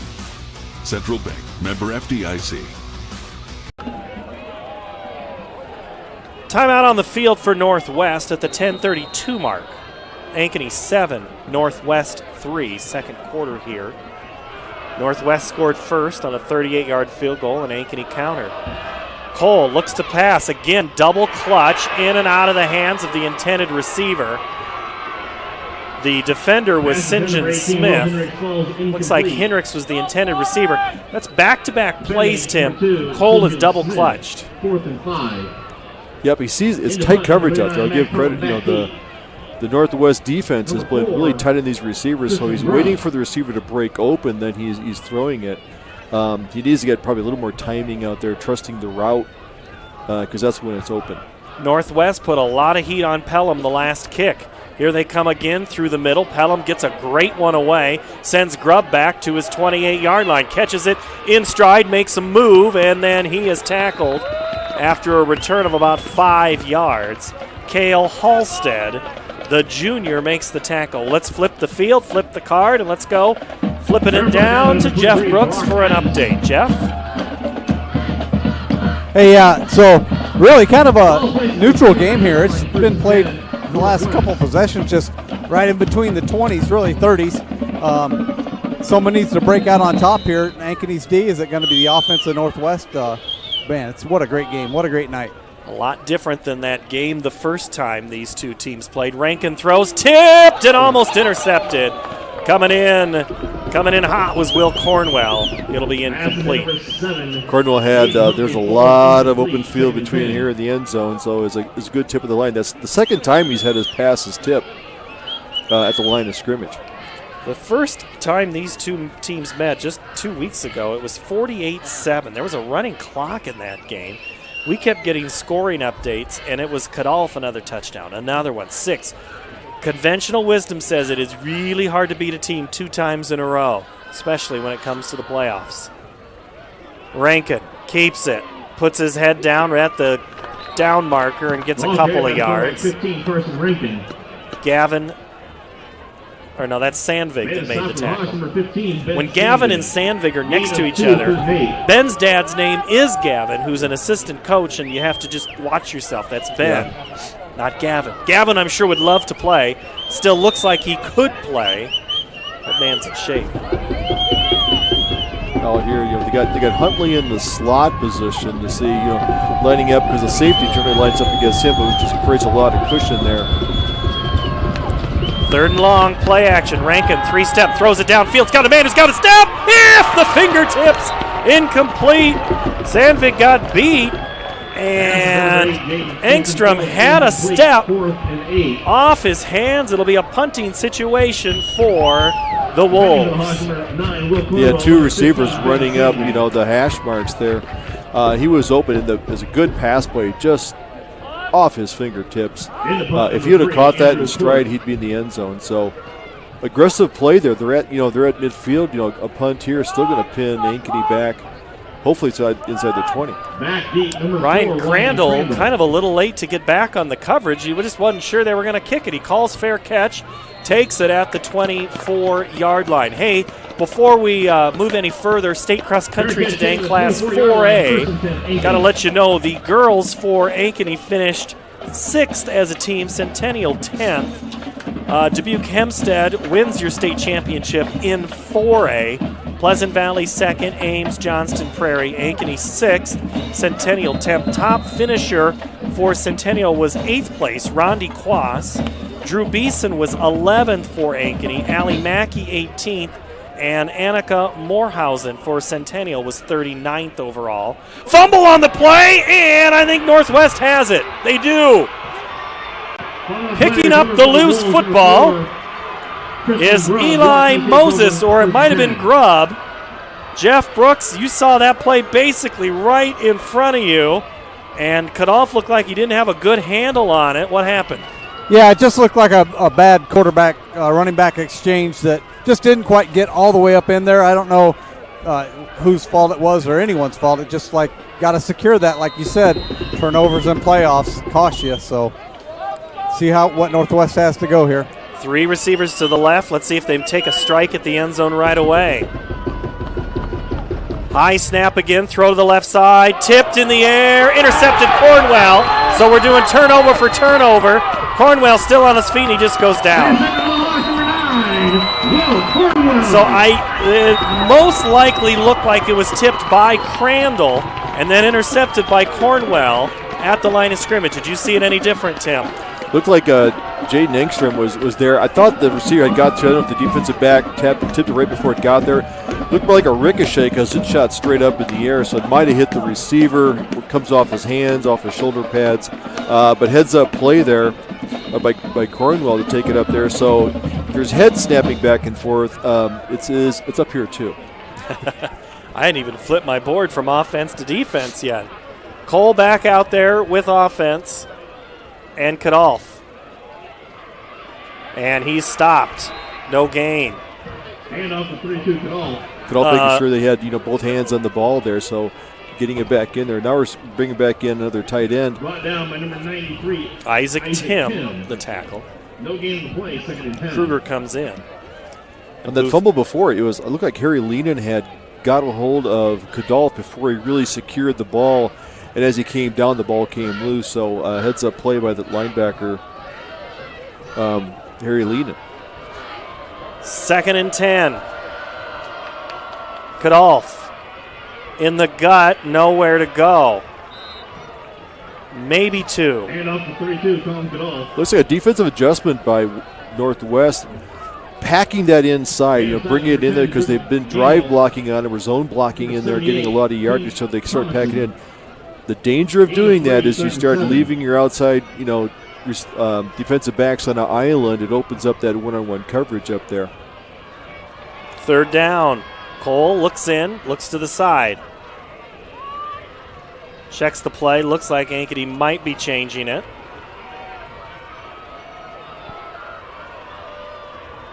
Cole looks downfield. Runs out of time. Throws in and out of the hands of Maddox Ward. Good coverage by Harry Linen. Pass is headed for 14. Maddox Ward falls incomplete. 4th. It'll be a punting situation for the Hawks. Ankeny, last couple series, not moving the chains very well, so they're going and getting a 3-and-out. That's exactly what Northwest wants to do. Make this, get the ball back, don't let them drive the field, don't let them get rhythm on their offense. So they've done a good job adjusting to the Ankeny offense. Tristan Grubb back deep to receive. Pelham stands at his own 3. Takes his time, low line kick. He's lucky to get that one away. Again, the Wolves bring heat. Gamble was there, and so was Eli Moses. He altered that punt. And it's going to be at the 45 of Ankeny. They're switching up their rush on the punter because the play before that, Reland, the defensive tackle, was the sole man coming in, taking on that 3-blocker front and almost getting through. So they're trying different stunts, finding something because, like we said, turnovers are huge in a playoff game. They're trying to create something to happen. Rankin and Grisham in the backfield. Rankin calls the plays. Grisham up the middle. Simonson there. And also Brock Adamson. Gain of 2. Brock Adamson. Gain of 2, 2nd and 8.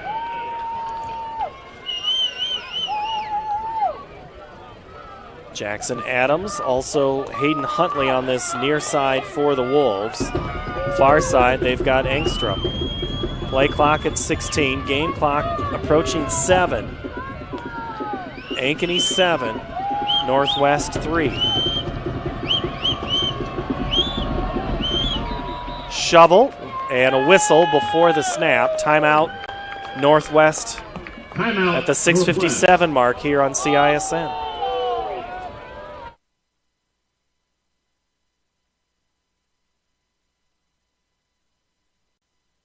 Holt Plumbing and Heating continues to be one of Central Iowa's fastest growing plumbing, heating, and cooling companies. I'm reminded of that every day as I see our fleet of vehicles in all shapes and sizes head out to help customers in need. We work hard to keep our vehicles clean and in good shape.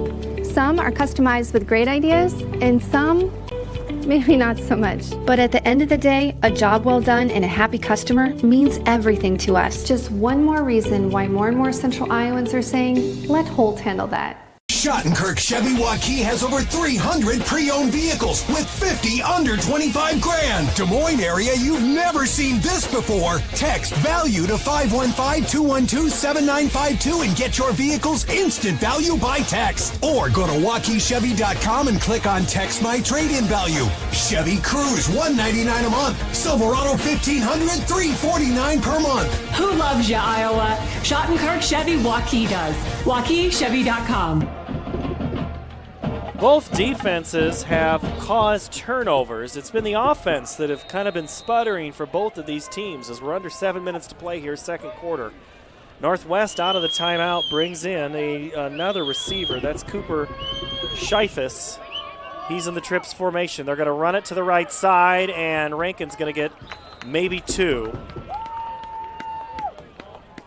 Carson Rankin on the carry for Waukee. And tackle Jackson. Yeah, and tackle there. Eaton and Jackson. These are two good defenses. We talked about, how many times they held opponents, to no scores or single scores. So these are salty defenses. They're tough to move the ball on either side. Rankin on 3rd and 5. He sends his backer out. It's caught by Grisham, and he stopped way behind the line of scrimmage. Brock Adamson smelled that one from a mile away. Great play. He got off the block on the outside there. The ball is behind. There's no place to run, causing a loss in the play, forcing a punt here by Northwest. So good outside linebacker play. Like I said, these defenses, they're well coached. They know what they're doing. They have their reads. If you like defensive football, you came to the right game. Well, that's the time of year. You see a lot more defense here in the second season. A lot of game planning that goes on. Cork to kick. Gets it away to the right side. It goes around and out of bounds, almost to Jeff Brooks' hands. And we haven't checked in with Jeff Brooks in a while, so he has to take his hand off, his hand warmer. How is it? What's it like down there, Jeff? It's still great. I don't even have my hand warmers. They're over in my backpack. It is. That's how good it is out here. Or I'd have them. Actually, I should have shorts on tonight, Paul. Hey, man, I'm telling you what, this is a defensive battle. These kids are laying it out. The vibe on this Northwest sidelines is awesome. They're into the game, so if they can keep this up, they have a shot. Kadolf, the handoff, cuts it back towards the middle after heading to the right side. Gamble for Northwest. Nice kick-out block. That's the first time I've seen the off-tackle Joe Kingston, getting a block out there. And that's what Kadolf does best. He cuts it to the tackle, between the guard and tackle, cuts it back into traffic. But he's got the speed, and he cuts and doesn't lose momentum, and that's where he picks up his yards. Second and short, Kadolf drives his way near the first down, and I think he's got it. Chase Lamb there for the tackle. He has 64. That is team lead for the Wolves. And here's the thing. He is a sophomore. 5 sophomores at one point started this year for Coach Kapatic. He's got a couple of them still on defense. Lamb is one of them. The other is Harry Leinen. And then there's a couple on the offensive side, and one's gotten hurt. So it has been There is a youth movement in this new school. Cole, the fake, in, out, goes back to McCullough, back shoulder, caught, and then dropped. They're going to say it was not a catch, and it was a fumble, incomplete. So no fumble, no catch. Not a catch and a fumble, just incomplete. Yeah, he was there. I don't know being official from the stands. But I think, he had it in the hands. He was pulled down to make a play, but he didn't have full security of getting the ball. But that play is out there. That outside pass is one of the better passes I've seen going downfield. It's going to be open, so we'll see if they come back to something like that later. One of those where he knows to turn around. They're almost running the exact same play. They did. And St. John Smith is saying he was held, but McCullough saying he was held. It'll be third down. Looked like Cole was looking for him to cut it off a little bit sooner. But it was the exact same play. I think they've got single coverage out there, so that's a good matchup. McCullough against Smith. Well, now he's going to get Kinnick Smith on this far sideline, so a little different matchup.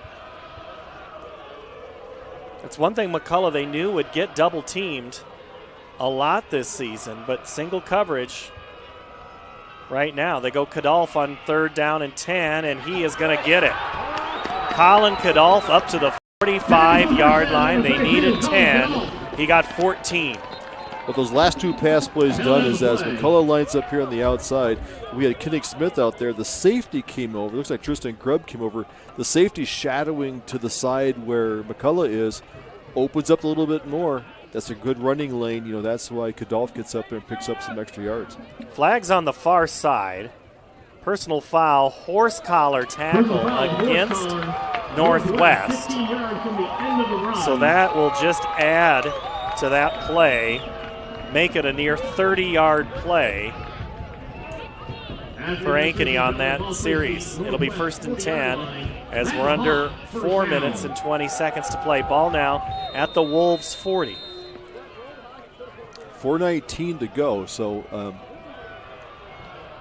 winding down quickly here. Kadolf cuts left, then back up the middle, and just had a little help from Ethan Thomas, but not much more, as coming in is Chase Lamb for the tackle. Ryan Mayer at the center position, you're getting the snap off, you're getting your reads on there, but he just buried someone on the ground, so good block there. Then Kadolf just runs up his backside off there and picks up a few yards. So lots of really, a lot of running backs don't like to run the inside, but Kadolf does because that's where all his friends are. Kadolf now goes to the left side of Cole. Handoff, outside, cuts it back, escapes one tackle. And once again, bringing in number 32, Kadolf. Ben Ryland. Number 9, Ben Ryland. The tackle. Gain of 4, 3rd and 4. So it'll be 3rd and 4, 3:17. Ankeny in no hurry on this offensive possession. Play action, throw, caught, then dropped right away, but big catch made. Will Heinrichs up to the 29, and they're going to move the chains, and Heinrichs is slow to get up. He took a helmet right in the back. Yeah, he had his hand. He caught it up with his hands above his head. He hung on to it, so he get hit like that. Usually knocks the wind. Hopefully, just like knocked the wind out of you. Good concentration. Good catch by Heinrichs. Talked about Heinrichs last week a couple of times about his hands and his strength and his development this year, and that's something that, as McCullough was double teamed, Heinrichs kind of stepped up and said, "Hey, I can make some plays." Will is in wrestling, he's in track, he does shooting sports. He wants to go to college for engineering or business, maybe play some football. What do you think? You think he's got a future? I think he does. Whistle before the snap, timeout Ankeny at the 2:41 mark. Hawks lead 7-3 over Northwest.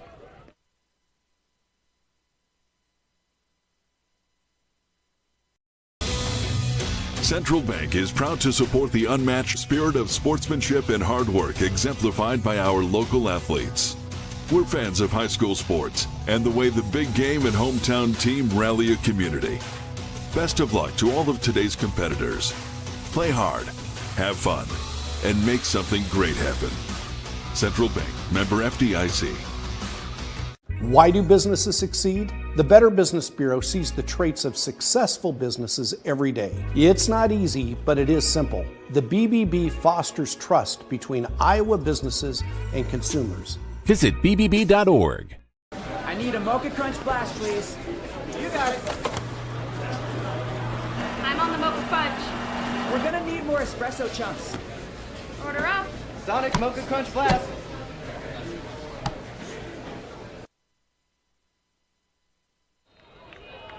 Coming up at halftime, we're going to talk basketball, both boys and girls. We'll have those conversations, but we got 2 minutes and 41 seconds to go before half. Empty backfield for Cole. He's going to quarterback draw, go right up the middle, slide at the 20, and pick up 7 yards. That's a whole lot different result than the last time they ran that play.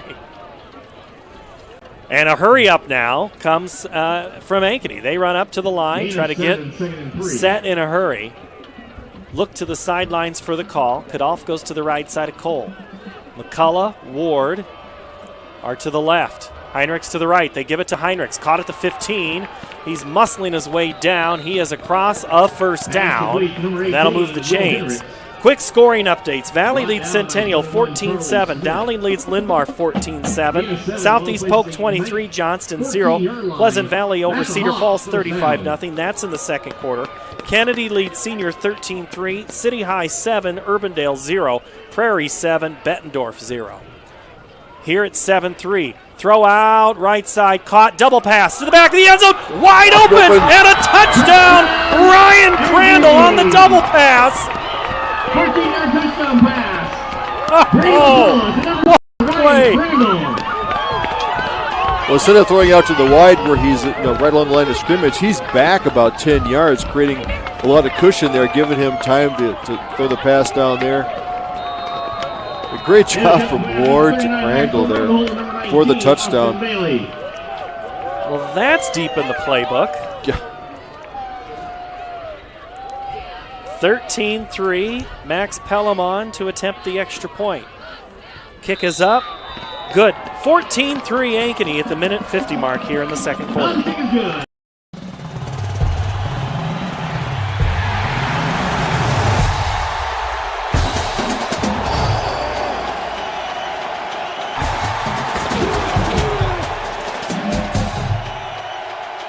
Obsessively, relentlessly. That's what you can always expect, even when faced with the unexpected. It's a service we take seriously, providing comfort in the rain, tools to help you save, a helping hand along the way, and from a safe distance away, delivering the energy you need while going the extra mile. Regardless of the times, our team remains committed to you.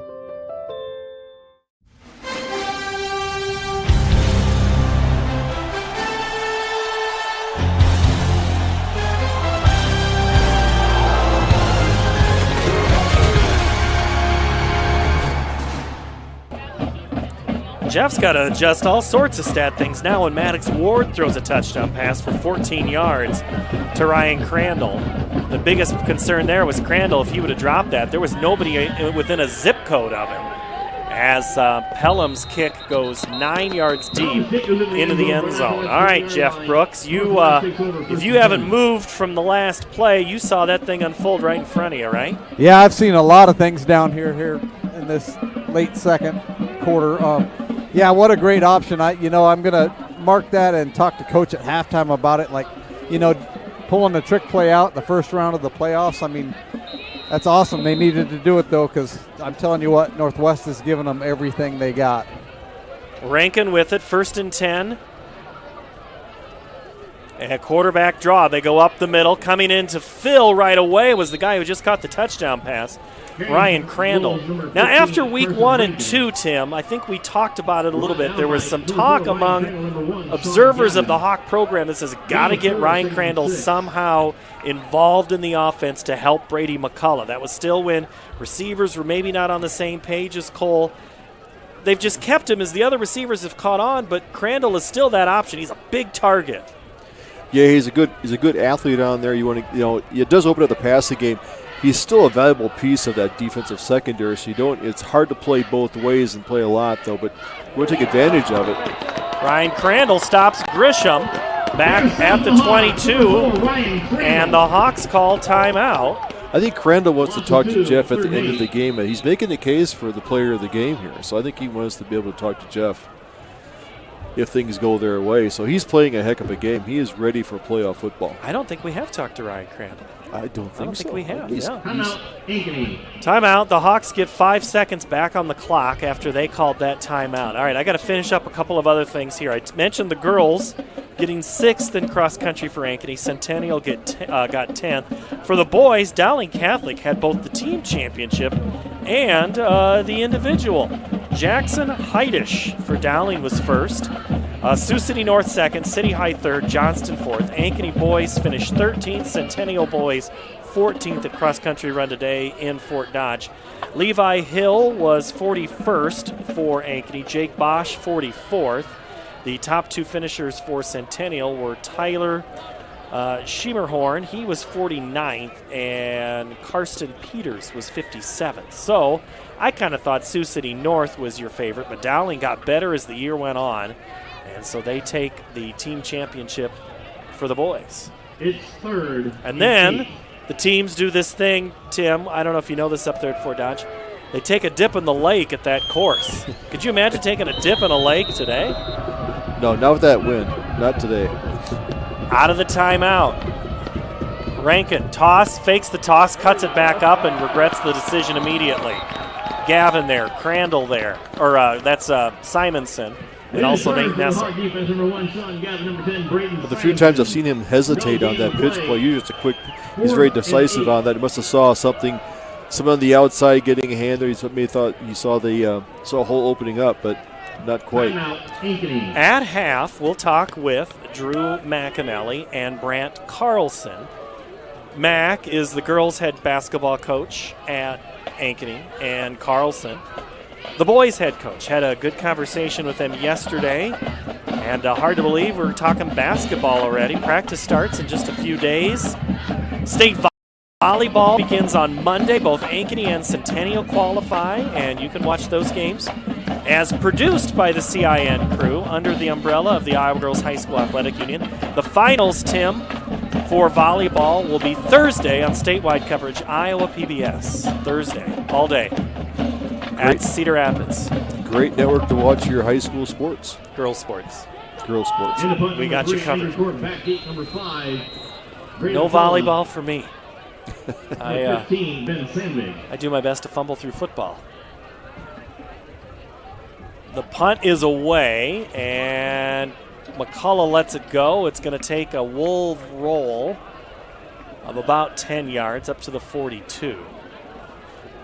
All right, Jeff, we filled through a couple of those timeouts, and we know we've got a couple things at halftime. That offensive series really didn't go anywhere for Northwest. No, they stalled out. I don't know. Ankeny's, I don't know if going into this little bit of wind, it's, they don't want to give up too much of the clock. Ankeny still has 48 seconds here and does have a shot, definitely, to get in field goal range, if not score a touchdown. But I just think they were a little conservative there, didn't want to make a mistake in the passing game, and hope to hold Ankeny here before half. Well, who knows what's going to happen here. Colin Kadolf is lined up with Brady McCullough on the near side. They go the hitch and out. They go McCullough. He's got his man. Ball hangs up in the air. McCullough reaches up and had it for a moment. Knocked out. Great play. Tristan Grubb was there on coverage. That would have been a huge play that the fans would have loved here. Yes, fans here are voicing their opinion if they thought of the call should have been Grubb. Grubb made up a lot of ground there. He was beat, got in there, just got a hand in there, at the same time as the receiver caught the ball, so not getting incomplete, but great look-in route. We may see that later where Kadolf looks inside, pump fake, and go deep. Cole with time, throws it to the far sideline, caught by McCullough at midfield, and he's quickly out of bounds. Stop the clock at 36 seconds. Now the clock stops when you get a first down because they have to move the chain. So the middle of the field is still going to be open as you go down there. Then you can start looking at the sideline to kill the clock. So you could get a couple of big plays down the middle to get some real estate, at least get into field goal range here before the half.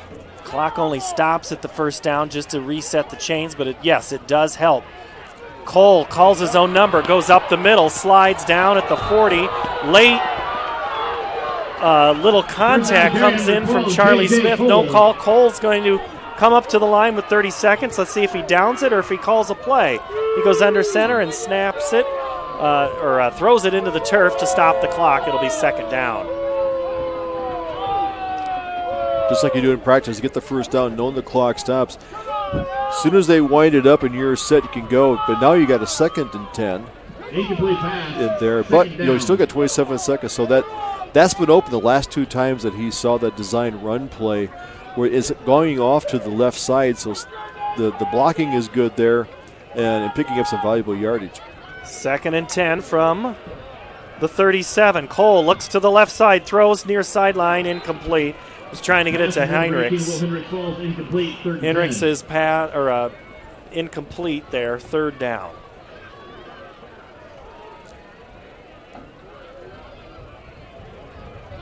I'd say at least the 25 is your goal if you're going to attempt a field goal there, I think, or the 25 at the most. So they still have to hopefully get a first on here. Otherwise, I think you're looking at a 2 downs. Well, because remember, you clocked the ball, so kind of takes away a couple of your options. Cole goes again far sideline. Heinrichs catches it at the 35 and quickly out of bounds. Getting credit for that tackle will be St. John Smith. And so now on 4th down. Looks like he's going to try a field goal. They're going to try a Pelham 53-yarder. The wind is at the back of Max Pelham. He kicks off into the end zone, so he's got the leg. I've seen him kick extra point field goals. So. And Northwest calls timeout. We'll step aside real quick. 14-3. The team at DeArmond Ford Indianola are committed to giving you an exceptional ownership experience. As a family-owned business, my dad and I are in the dealership every day to ensure you experience the DeArmond difference. Our core values of hard work, honesty, trust, and integrity are what we build our business on. Experience the difference at the all-new DeArmond Ford Indianola, where you'll actually enjoy doing business. The all-new DeArmond Ford Indianola, DeArmondFord.com. Hi, this is Chris from Fireplace Superstore, and you've probably noticed there's shortages on most everything in the market today. Well, Heat and Glow has helped us out this year, and they are focusing their energy on their gas fireplace inserts. So if you've got a drafty old wood-burning fireplace and you want to get it retrofitted into a beautiful, high-efficient gas fireplace, come see us. We will have product to sell you. Heat and Glow gas fireplace insert from Fireplace Superstore, 109th and Douglas in Urbandale, just west of Homemaker. Max Pelham lines up for a 52-yard field goal out of the hole to Simonson. The kick is up. Looks like it actually has the length. No good. Home kick is no good. He had the length. It was just a little wide left, it looks like. But he boomed it. He got that one booted. But as we're talking that, as it goes out of the end zone, really the ball gets spotted at the 20-yard line. So it's like you try to pooch punt it. Takes 7 seconds off the clock, so 12 seconds to go here. We're seeing a 4-deep shell by the Ankeny defense. They're 40 yards deep, and then there'll be a big space between the 30 and the 40. And I'm talking 2 different sides of the field. Let's see if Northwest, every snap, every second matters. Play to a handoff to Grisham up the middle. He's still on his feet. Sean Gavin makes the tackle from behind. Enough to get a first down. 5 seconds to stop the clock just for a moment. Good hustle by Gavin there, coming up from behind, chasing him down for the tackle, not letting him get loose because Grisham had some running room. Northwest out of timeouts, and that's how the first half will end. 14-3 at half. And kind of a wild first half. Started with a field goal of 38 yards and a 36-yard touchdown run by Kadolf, then a double pass from Ward to Crandall. 14-3 is your halftime score. Ankeny leads Northwest of Waukee here in this first round. Final 16 teams left in Class 5A. And as Jeff Brooks is down on the sideline, he's making his way looking for the head hawk. And he's found him. Usually there's no band to contend with tonight, marching their way onto the field. But Jeff Brooks is here. Let's go down to the sideline. Hey, no band to chase us off tonight, Coach. So, hey, thoughts on that first half? We played horrible. Okay, fair enough. So, coming out that first series, there were a couple calls there. That first fumble set you guys back a little bit. What did you see there that maybe we didn't? It was a forward pass, but the officials saw it different. Okay. So, message going in at halftime to the boys. What are you going to say to them? Let's play a little better football. Okay. Good enough, Coach. Hey, good luck second half. Coach Rick Nelson, short and to the point, halftime, 14-3. Tim, what'd you think of that? Of the interview? Yeah. I think coaches, there's a lot when you don't say things that are said, and I think he had a point there. We need to play. He's not happy with their play. I think it was a little sloppy. There were some penalties, putting the ball on the ground. He's not happy with that. I think the defense stepped up and played well, found their rhythm. So I think when we get that offensive back, I think the offensive series, the last one they had there, was a little more Ankeny-esque, so they got some running in there. So we'll see what goes on. But I think he's going to want to clean that up for the Ankeny Hawks the second half. Colin Cadall, 16 carries, 108 yards. That's all we'll tell you for stats. We'll have a couple of interviews and be back in a few minutes. We'll talk basketball when we come back.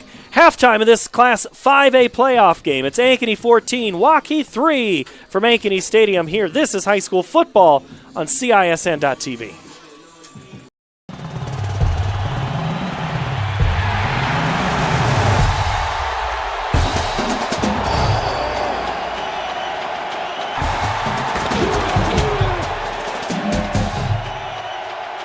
Holt's Plumbing and Heating continues to be one of Central Iowa's fastest growing plumbing, heating, and cooling companies. I'm proud of what we've accomplished at Holt. Our team is leading the way in providing the latest in home comfort solutions, and we have fun doing it. Our passion is to be the clear first choice for all your plumbing, heating, cooling, and home service needs. But at the end of the day, a job well done and a happy customer means everything to us. Just one more reason why more and more Central Iowans are saying, let Holt handle that. I need a Mocha Crunch Blast, please. You got it. I'm on the Mocha Fudge. We're gonna need more espresso chunks. Order up. Sonic Mocha Crunch Blast.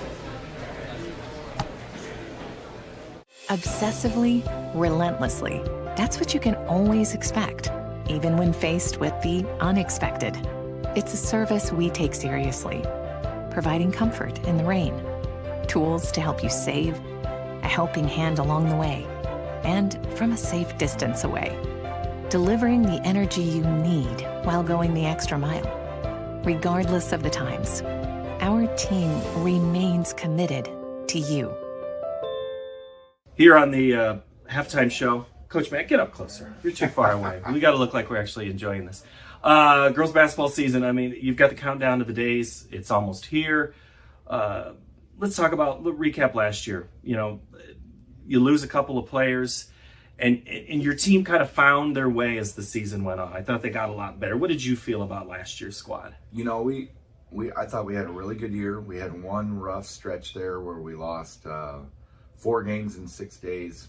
But looking back, going into that 4-game stretch, you know, the RPI, the power rankings, we were at 7, and we were sitting in a really good spot. You take away that short stretch of the season, who knows? But, you know, we finished 10-6, really good year, played Waukee, one of their toughest games of the year in that sub-state final.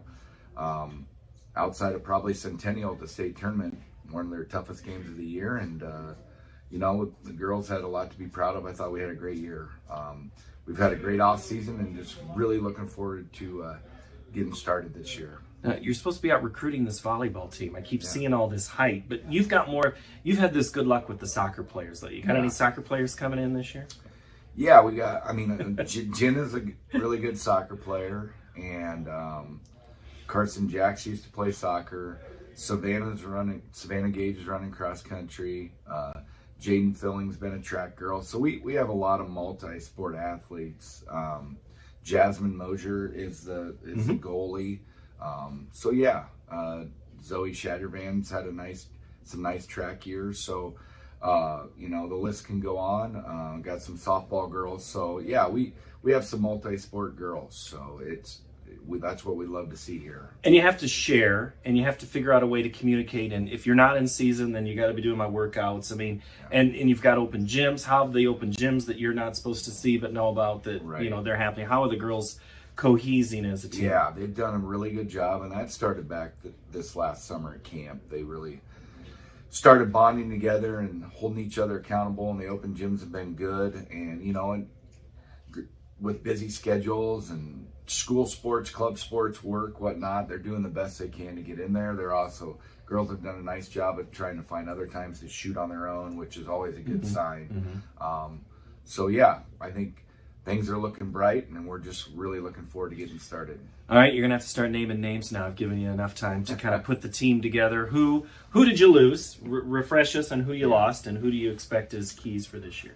Obviously from a scoring perspective, losing Abby Johnson will be significant. Yeah. Defensively, they didn't come much better in the state than Ellie Mashoff. You don't have a lot of true lockdown defenders on a consistent basis, and she was one for us for a couple of years. Calissa Wright will be a hard one. She was just an energy player. And then the last 10 to 12 games of the year, nobody shot the ball better, maybe in the state, than Rachel Christman. Oh, she was on fire. It was unbelievable.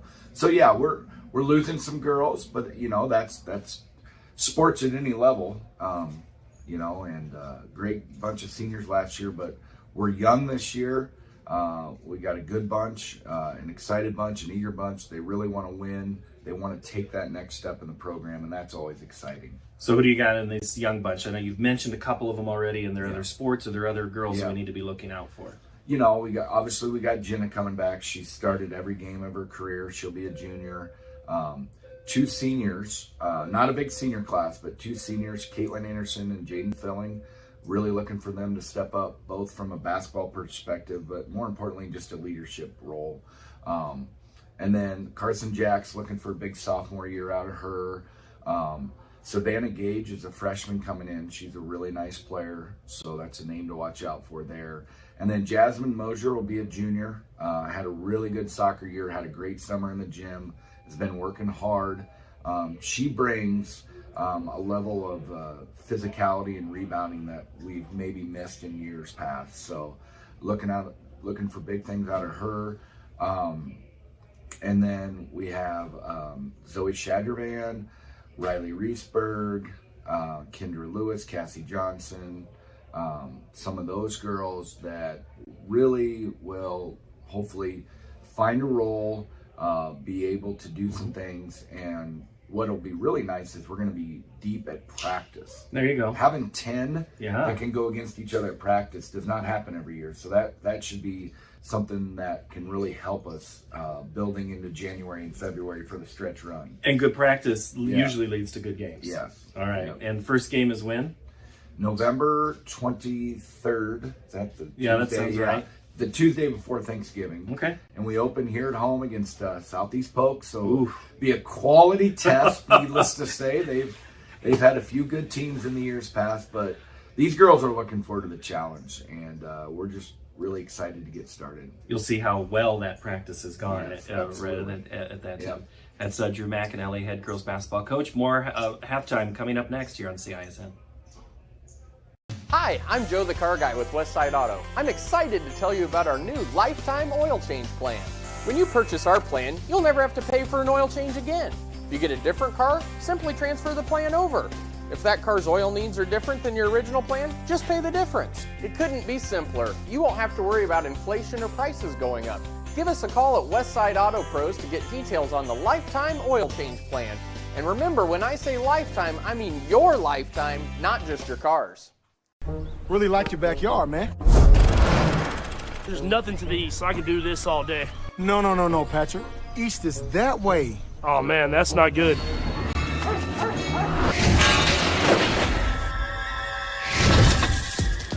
With Hy-Vee Aisles Online, it's easy to order online and pick up everything you or your neighbors might need. Sorry about your hot dogs. All right.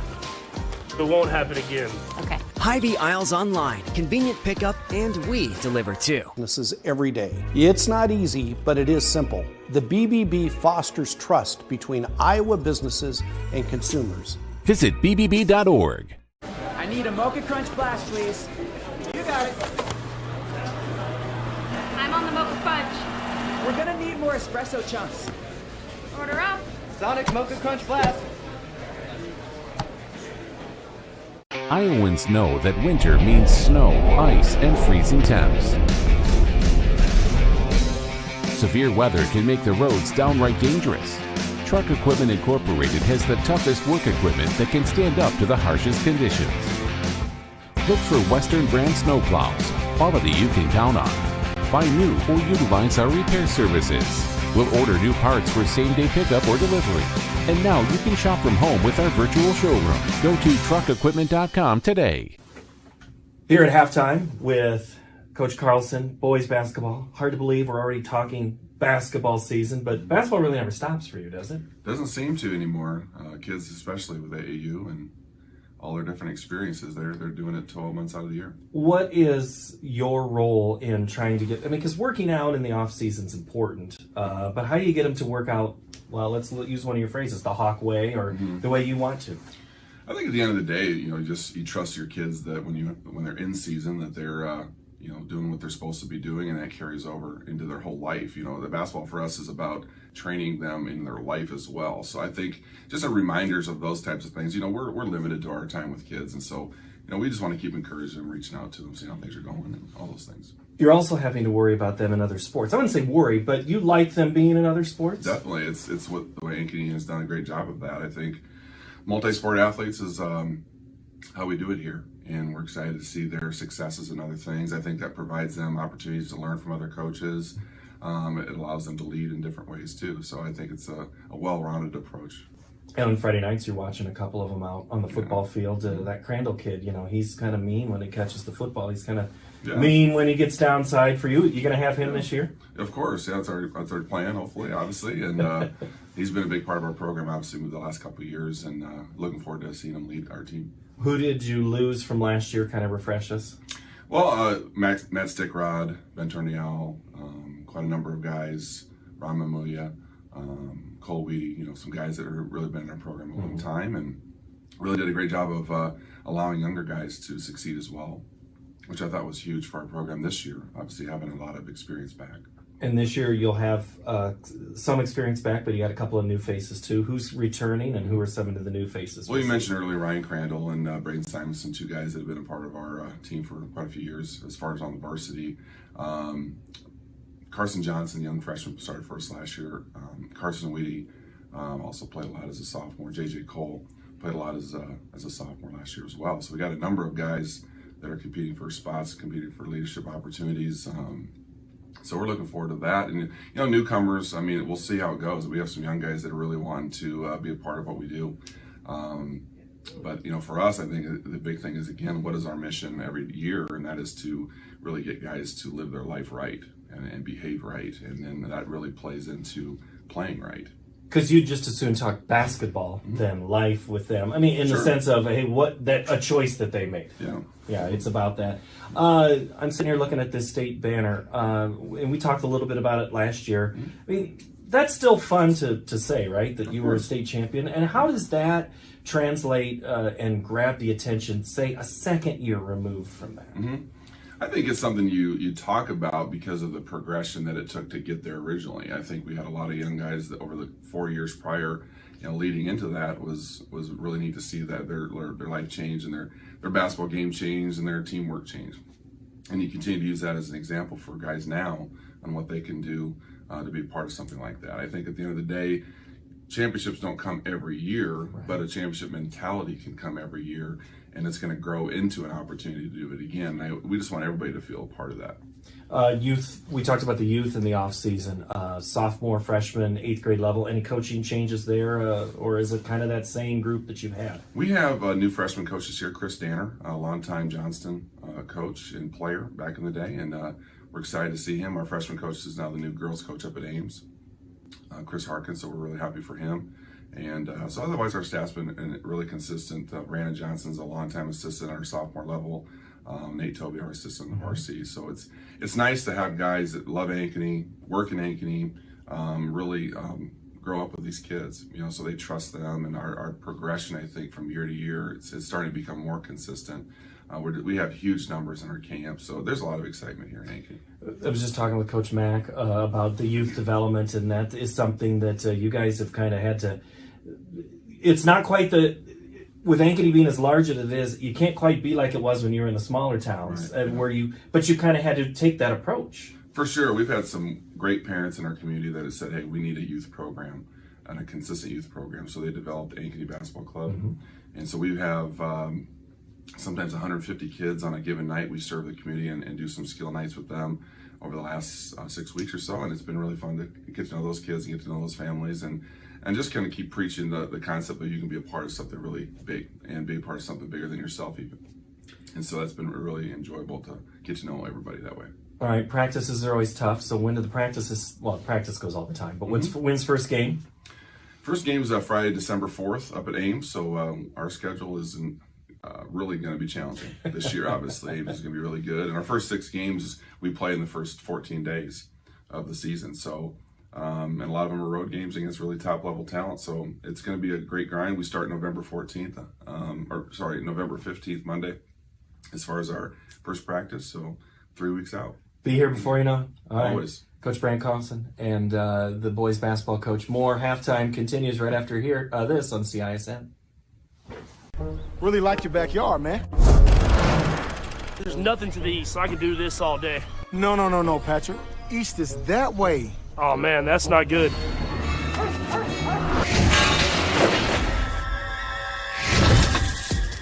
With Hy-Vee aisles online, it's easy to order online and pick up everything you or your neighbors might need. Sorry about your hot dogs. All right. It won't happen again. Okay. Hy-Vee aisles online, convenient pickup, and we deliver too. Central Bank is proud to support the unmatched spirit of sportsmanship and hard work exemplified by our local athletes. We're fans of high school sports and the way the big game and hometown team rally a community. Best of luck to all of today's competitors. Play hard, have fun, and make something great happen. Central Bank, member FDIC. We are at halftime here in Class 5A playoff football as the specialty players have made their way back out onto the field. Ankeny 14, Waukee Northwest 3. Let's take a look at scores. Valley leads Centennial 14-7 at half. The Jaguars scored first in that. Valley scored the next 2. Dowling and Linmar were tied at 7, and it's now Maroons 24, Linmar 7. Southeast Polk has just gone to halftime against Johnston over in Pleasant Hill. The Rams 37. Remember, it's Runnels, Altoona, Mitchellville. Rams 37, Johnston 0. Pleasant Valley 35, Cedar Falls nothing. Cedar Rapids Kennedy, number 1 in their pod, leading senior 13-3. City High has now put another touchdown on Urbandale 21-0. That's the game I kind of thought it's going to maybe be a little bit closer. Prairie leads Bettendorf 7-0. The winner of that game plays the winner of this game. And the two teams are making their way back out onto the field. And Jeff Brooks is lining up to find head coach Corey Kapatic as they make their way out. Let's go down. Looks like Jeff is there. Hey, Jeff. Yeah, hey, Coach. Really good half of football for you guys. You're right here in this game. What was your message to the boys at halftime? Yeah, I mean, it's not good enough. We're down 14-3, and we had some missed opportunities. But, hey, our kids are playing hard. They said we're in the game, and, hopefully we can turn it around in the second half. So defensively, you held them in check for the majority of the half. Any changes you're going to make to keep holding them back? No, just keep coming out and playing hard. Keep playing hard, being tough, and, responding to some adversity here in the second half. Offensively, how are you going to get that ball moving down the field, get it in that end zone? Yeah, we've been moving the ball a little bit, so it's just a matter of executing, and we had a few opportunities there we just missed, so we just got to take advantage of our opportunities. Perfect. Hey, thank you, Coach. Good luck in the second half. Thank you. That's Coach Corey Kapatic with Jeff Brooks. Speaking of those statistics, let's talk to him now. Northwest 80 yards of offense, 12 of them passing, 68 rushing. Rankin 6 carries, 32 yards. Grisham 9 touches, 36. A couple of passes, one at Grisham, two at Engstrom, and one at Huntley. Total of 80 yards for the Hawks. 63 passing, 126 rushing. It has been the Colin Kadolf Show. 16 carries, 108 yards rushing. Ward, a touchdown pass to Ryan Crandall for 14 yards. Brady McCullough, 3 catches, 32 yards. And Henricks, 3 catches, 17 yards. Cole is 7 of 17 for 126 yards. Tim, what stands out in those first half statistics? The passing game is having a hard time getting going. I go back to, I think these are two very good defenses out here. They're hard to maintain a long drive. I think Ankeny's had one long drive. Northwest has a hard time getting a long, sustained drive. They had some success. They moved the ball a little bit. Having a hard time passing. There have been 2 tip passes at the line. 1 deflected pass was caused an interception down here. So seeing if they get more. Huntley with only 1 reception, so see if they can maybe get him more involved in the game. On the flip side, Ankeny having a little more success moving the ball, the passing game. These Cole's having a hard time in the pocket to get the pass off. So see more of that. See if we see more of Kadolf out there in the running game, or maybe even part of the passing game. Well, looking at the trainer's table when you talk passing, I don't think of Colin Kadolf or Nate Nessa, but both are getting attention right now. Running game has been a shoulder issue for Kadolf. One of the things that at practice, I think this week, the Hawks are working on was trying to figure out a way how to get it to Kadolf in passing. And I think sometimes when you have a hurt shoulder, it's just hard to have that full range of motion to catch the ball. Right, he's got that harness on there, which really wraps around and kind of pulls then your upper arm there, his left arm closer to his body, which may has resulted when he wants to grab the ball, he doesn't have that full grasp. And so if he tucks it in that left arm, he doesn't secure it as tightly as the other side. So maybe that's led to him, the fumble and just not quite grabbing the handle of it. But still, over 100 yards rushing this first half. So he's been very productive for him picking his holes. And I see Jackson Pennygroth looking for some type of magic tonic to give himself to get him healthy and back into the game. Waukee Northwest will kick off from south to north, I believe. Oh, no, they're going to other way. Sorry, I thought I saw them going out that way. It'll be from north to south. So the Hawks will kick it off. They're up 14-3, along with Jeff Brooks. Tim Halber, I'm Paul Yeager. Glad to have you here on this broadcast on CISN.TV as we come across at about 8:24 on this Friday evening. Win and play on. Lose and go home. The boys of fall are turning to the boys of early winter. Second season playoffs. You never know when it's going to be your last play. This could be it's one of these teams' last half of football. Let's see who it's going to be. Ankeny up 14-3 on Northwest. Max Pelham will line it up. To kick back deep for the Wolves is that's Grant. My goodness, I'm going to have to go see my eye doctor. Grant Carter. And Carter is not going to take a chance. It's going to be 5 yards deep.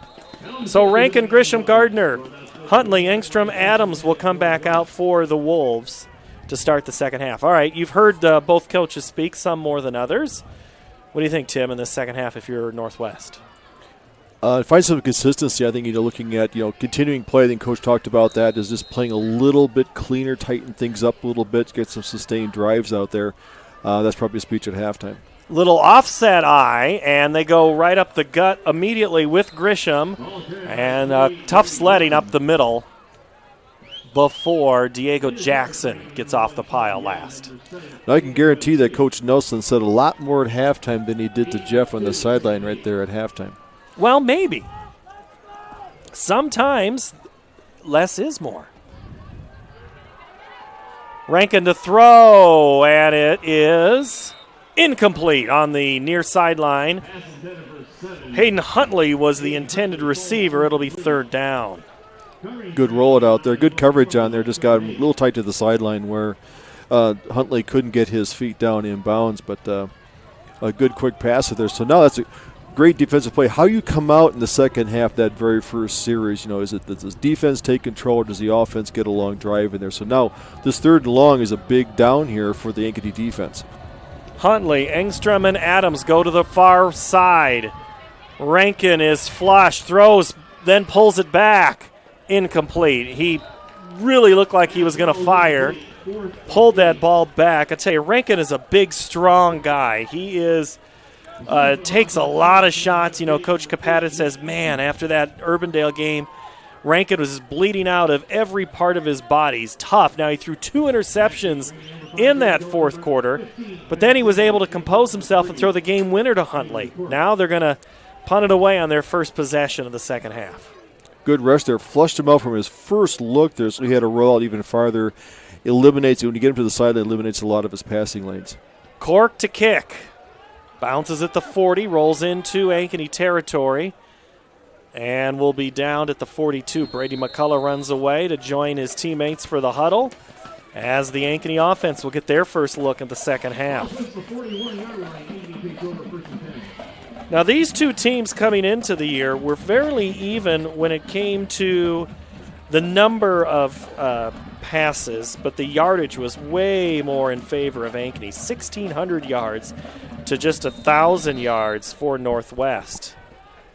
But rushing a little closer, 1,681 for Ankeny, 1,408 for Northwest. And the first play is Colin Kadolf off right side. Harry Line in the tackle for Northwest.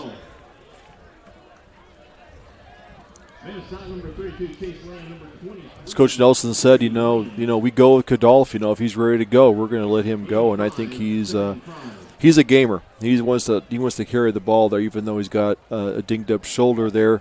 He's a tough kid, great runner.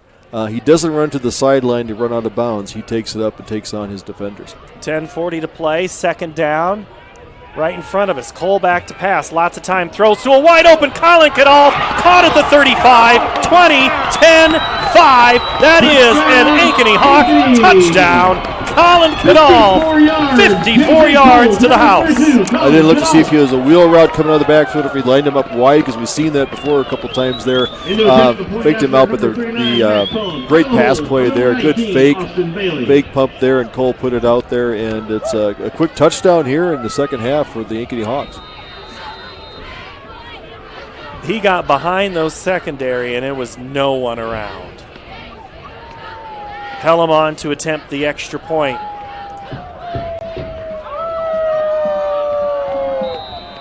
Good. 21-3, 10:29 to play, third quarter. Ankeny with the lead.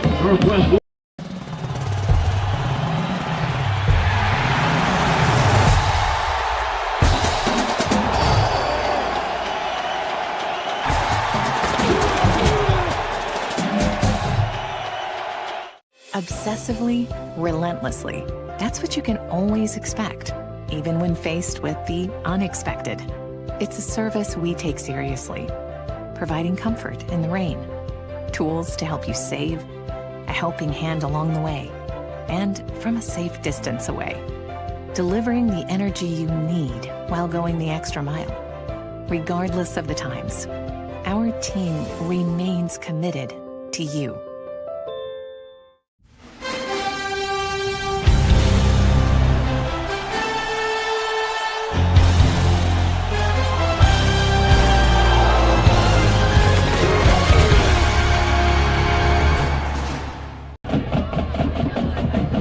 Colin Kadolf, 54-yard touchdown reception. Pelham's end-over-end kick goes 3 yards deep. We haven't replays tonight. I haven't even looked. I want to see that play before we go down to Jeff, because we're going to clarify. Let's take a look at this replay from before. Cole threw it. Yeah. Kadolf just got behind everybody before he ran into the score, Jeff Brooks. What'd you see from your spot, Jeff? Yeah, I mean, it looked like hey, I'm here. They cleared out for him, wheeled around, and I'm even with you, and I'm leaving because I'm faster. So Ankeny looked like they've been working on that for a little bit this week, maybe in practice.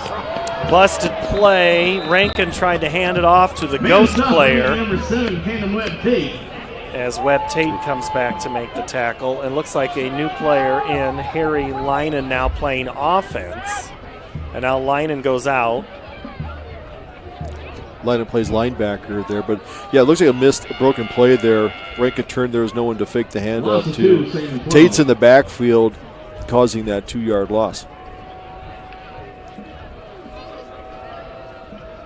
In motion goes Huntley. Roll out to the near side. Pass thrown, caught by Huntley up near the 40, 38-yard line. Great diving play going out of bounds. Enough for a first down. Move the chains for the Wolves. Nice roll out there. Huntley running up the hash marks, doing a deeper out route, about a 10, 15-yard out. Caught it on the outstretched arms, caught it, landed first down. So a good roll out and pass. Rankin's got Grisham. He gives it to Grisham again around the right side. And he's stood up before the line of scrimmage. Will Cornwell, I think. Yep, Will Cornwell. Looks like Simonson on the outside, stretching it out. He's trying to. There's no lane to cut up there. Even on the backside, Gavin comes in, chasing him down. It's a great pursuit. Great job by the defense of holding their lanes and stretching it out. Just keep pushing him to the sideline, not creating any running room for Grisham. Ankeny brings a little bit of heat. Rankin with time. Now he'll tuck it, get up towards the 40, but be well short of the first down. It'll be 3rd and 10. Now, Grisham has not been the running back all season. He started the year as the H-back. But Spikesma got hurt against Sioux City East, and that was a big blow to the Wolves. Yeah, he is one of the better running backs out there. But Grisham has done a great job. As an H-back now moving up to tailback, so he does run hard there. That was also a good play previously. Eaton chasing down, not letting the quarterback get free. Grisham goes in motion.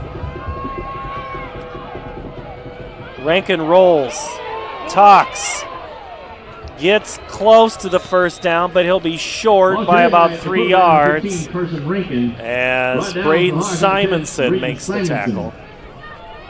So are you in a 21-3? Do you go for it? Are we into a 4-down situation? But nope, looks like they bring the punting team out. In punt number 3. But Ankeny's got to be careful to watch the snap count. They got caught on this at 4th and less than 5 on this exact same play. This time they're ready for it. Look for the shorts. The punter is on the near side. Still 2 seconds on the play clock. They go in motion. They're going to. Grisham's going to throw it. He's got his man on the wheel. Almost caught. That would have been a first down and then some. Chase Lamb was there.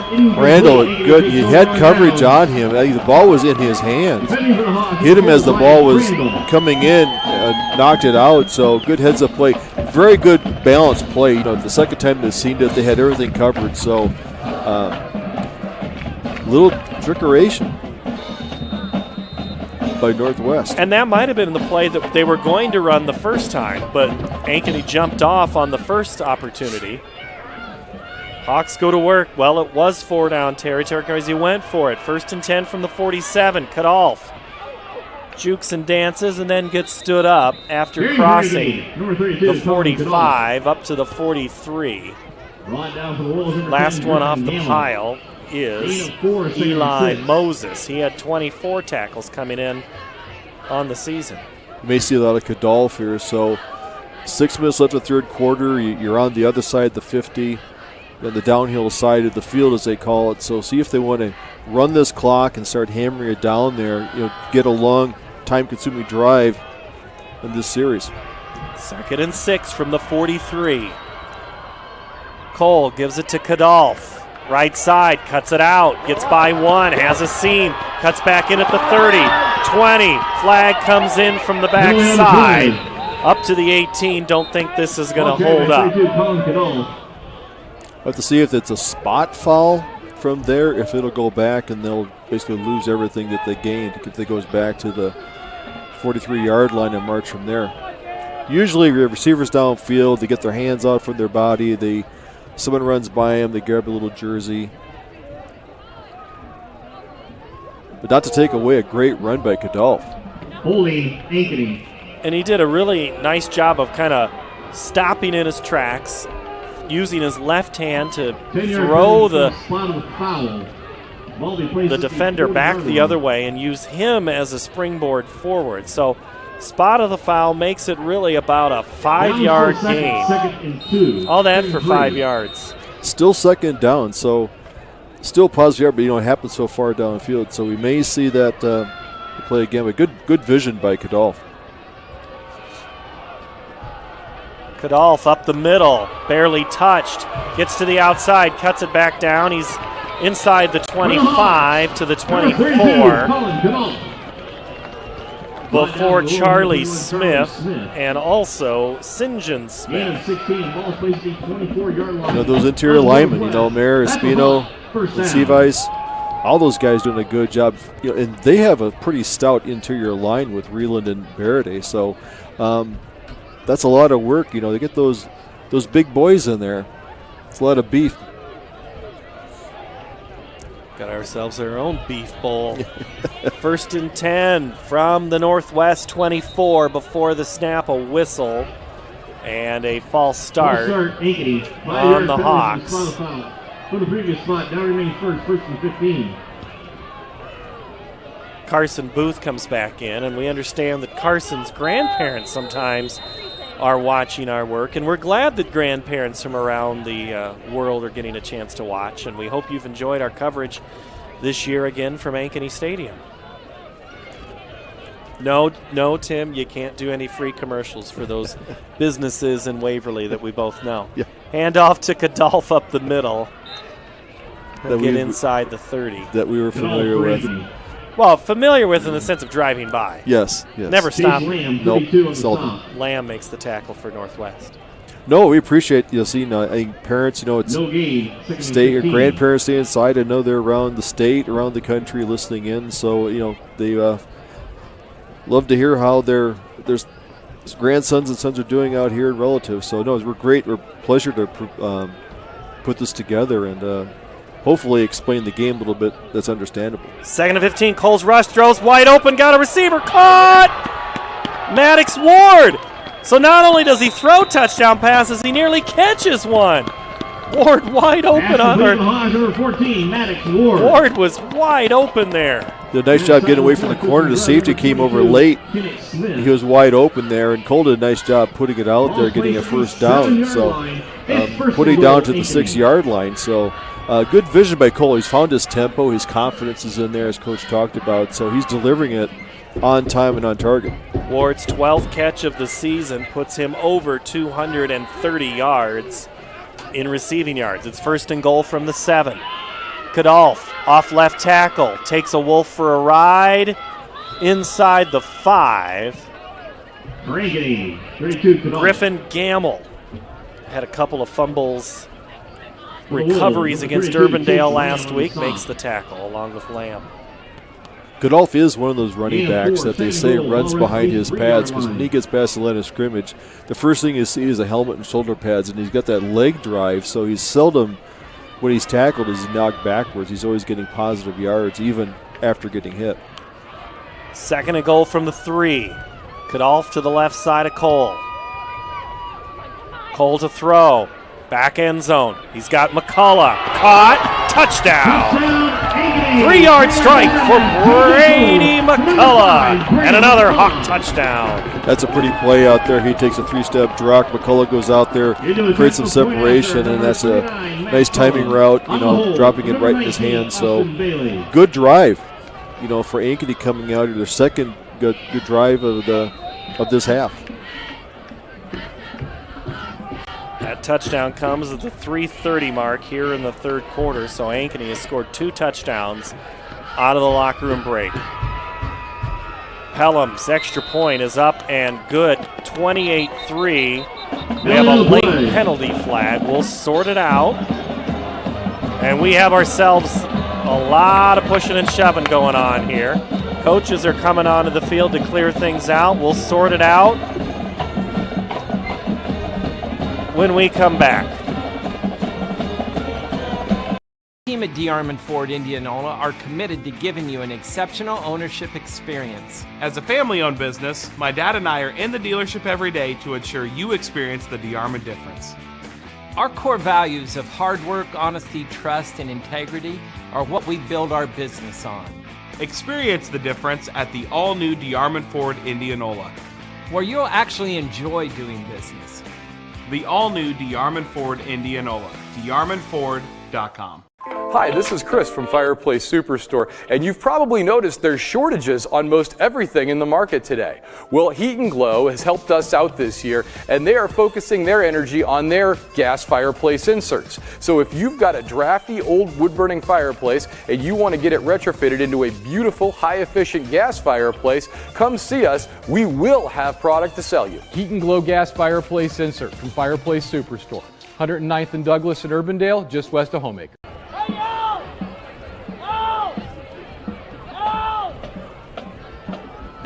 28-3, Ankeny leads with 3:30 to go, third quarter. The penalties were unsportsmanlike on both teams. They offset. So Ankeny will tee it up at the 40 with Pelham. Tristan Grubb and Grant Carter back deep for the Wolves.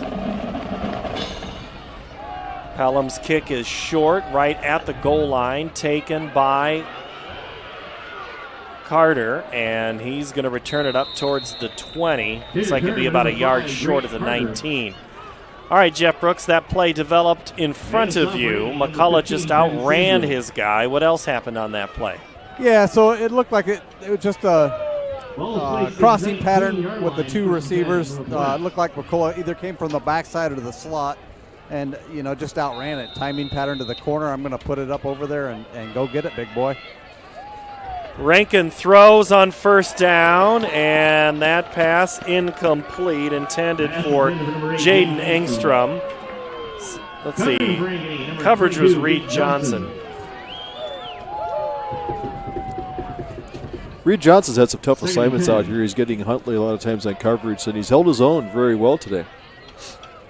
Prairie up on Bettendorf, 17-3. If pod seeding is to be believed, if Prairie would hold on, that's where Ankeny would play next Friday night. And Rankin's hit, fumble, picked up by the Hawks. Tandem Webb Tate has it at the 15, and that is a turnover, and the Hawks will have it back.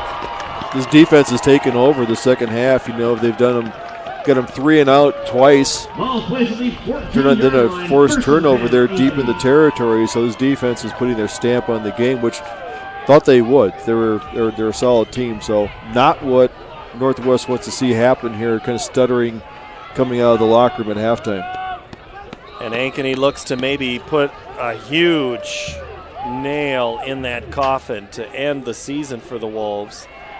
Now remember, the last time these two sides of the ball were out here, it got a little chippy. Let's find out what happens on this first play. Play action. They go quickly. Caught inside the 10. Heinrich.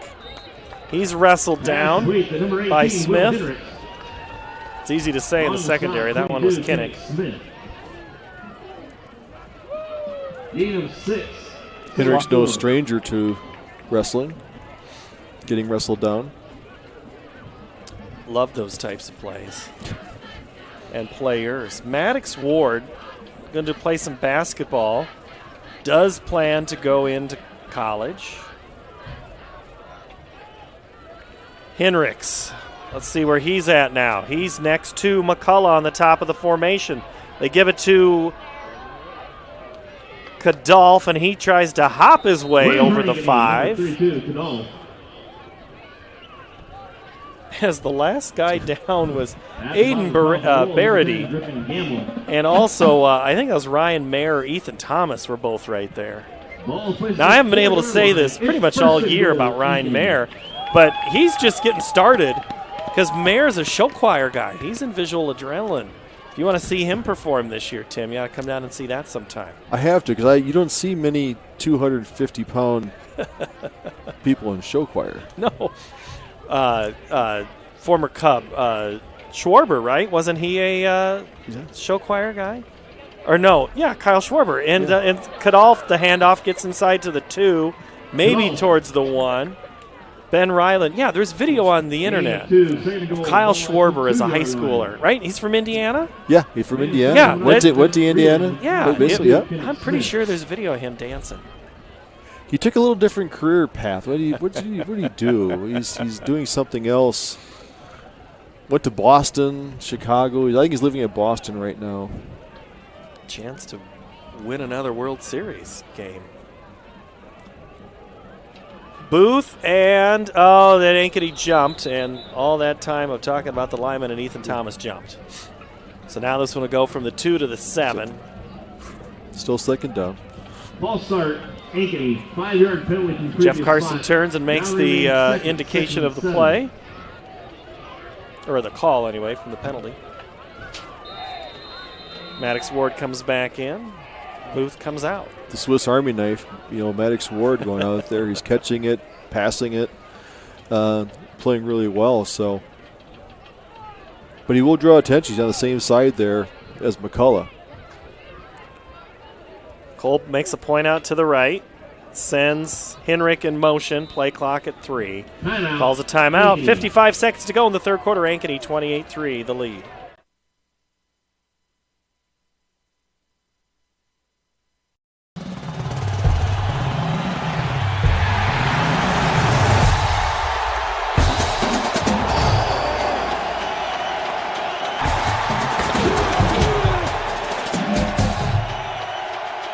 Obsessively, relentlessly.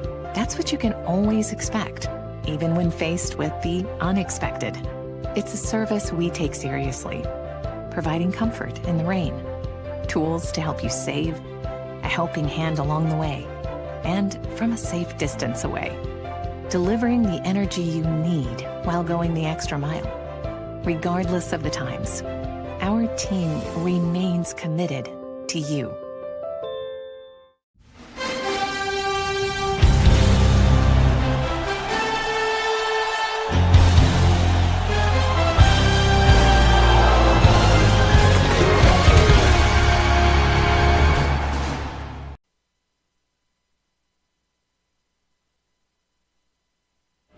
I'm a little busy here on YouTube trying to look up Kyle Schwarber dancing show choir videos. I should maybe focus back on the game.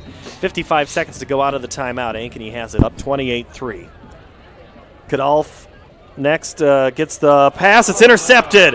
Just jumping up and taking it away is Isaac Tim. Great pick. And that is a huge play for the Wolves. Saved a almost automatic touchdown there. Cole looking for that short inside receiver, and he just went up and took it out of the air and returned it. So 6'4" defensive end, senior Isaac Tim. Great play there by Dream.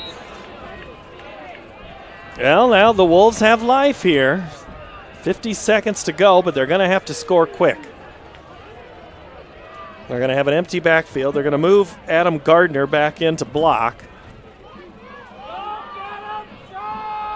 Huntley, Engstrom, and Adams to the top side of your screen. Quarterback keeper, Gavin's blocked. Sandvig makes one tackle, or makes the first grab. And then Eaton finishes off.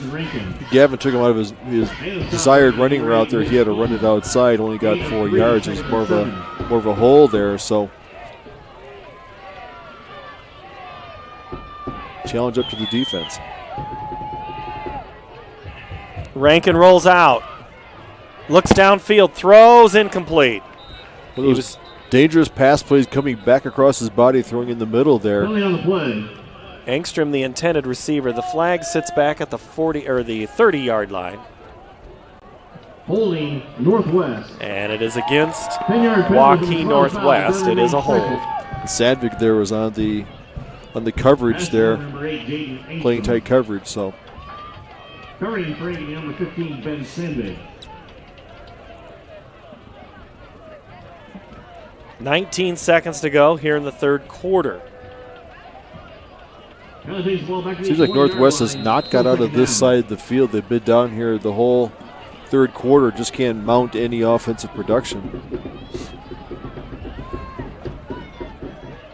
Engstrom comes to the near side. Wolves have the play.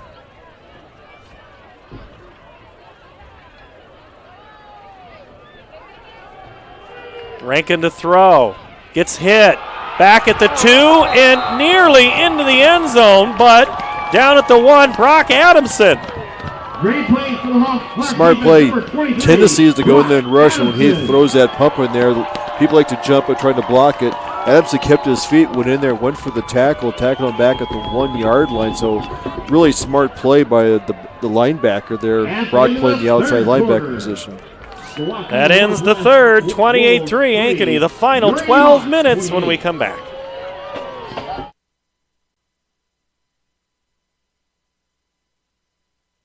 Hi, I'm Joe the Car Guy with Westside Auto. I'm excited to tell you about our new lifetime oil change plan. When you purchase our plan, you'll never have to pay for an oil change again. If you get a different car, simply transfer the plan over. If that car's oil needs are different than your original plan, just pay the difference. It couldn't be simpler. You won't have to worry about inflation or prices going up. Give us a call at Westside Auto Pros to get details on the lifetime oil change plan. And remember, when I say lifetime, I mean your lifetime, not just your car's. Holt's Plumbing and Heating continues to be one of Central Iowa's fastest growing plumbing, heating, and cooling companies. I'm proud of what we've accomplished at Holt. Our team is leading the way in providing the latest in home comfort solutions, and we have fun doing it. Our passion is to be the clear first choice for all your plumbing, heating, cooling, and home service needs. But at the end of the day, a job well done and a happy customer means everything to us. Just one more reason why more and more Central Iowans are saying, let Holt handle that. We go to the fourth. Ankeny 28, Waukee Northwest 3. Northwest in their first season of existence, the latest high school to be added in the state of Iowa after Iowa City Liberty, and before that, Ankeny Centennial.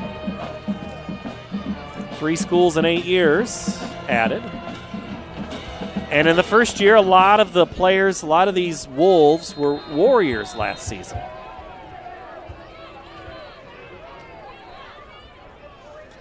Rankin's 3 yards deep in his end zone. Here comes some heat. Gets rid of it, throws it to the far sideline. Caught. Jaden Engstrom near the first down, but still short. That is a huge pickup up to the 34-yard line. That's a gain of 32. Quietly, Jaden Engstrom's having a really good game there on the outsides. That's in several catches here today. 4th and 3. It'll still be 4th down, though, and 3 yards to go. It is go, and before the snap, we have a penalty flag. I think they're motion on the, I think 2 players move at the same time for Northwest. But you're to the point now you have to go for it. Even if it was 4th and 40, you had to go for it. It's the playoffs. It's 28-3 here in the fourth quarter, so they have to get something going. Probably see a rollout here by Rankin. When he rolls out, he has a little more time. If he gets a block there, either you find the receiver or tuck it and run. Looks like they're going to punt it away. I think. They'll be in punting formation. Say, we've seen this before.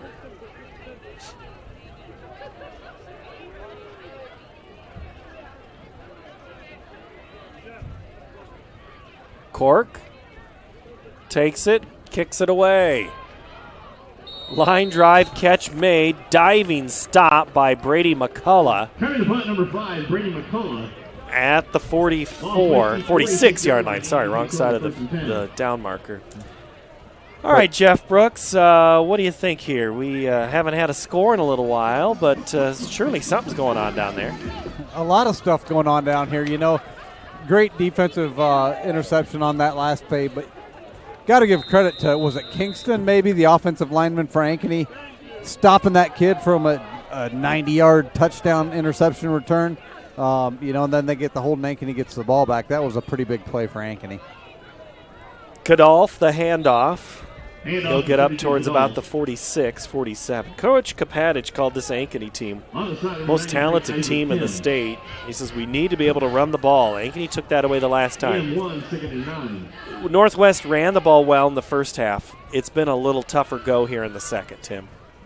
Yeah, I think they've had minus 10 yards rushing here as last we saw. So the passing game has been there, but this Ankeny defense is pretty salty. They're a hard one to contain, to get a lot of rushing momentum going. 2nd down and 9.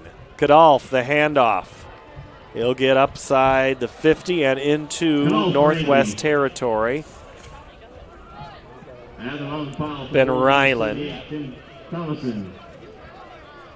Looks like Ryland Moses in there on the tackle.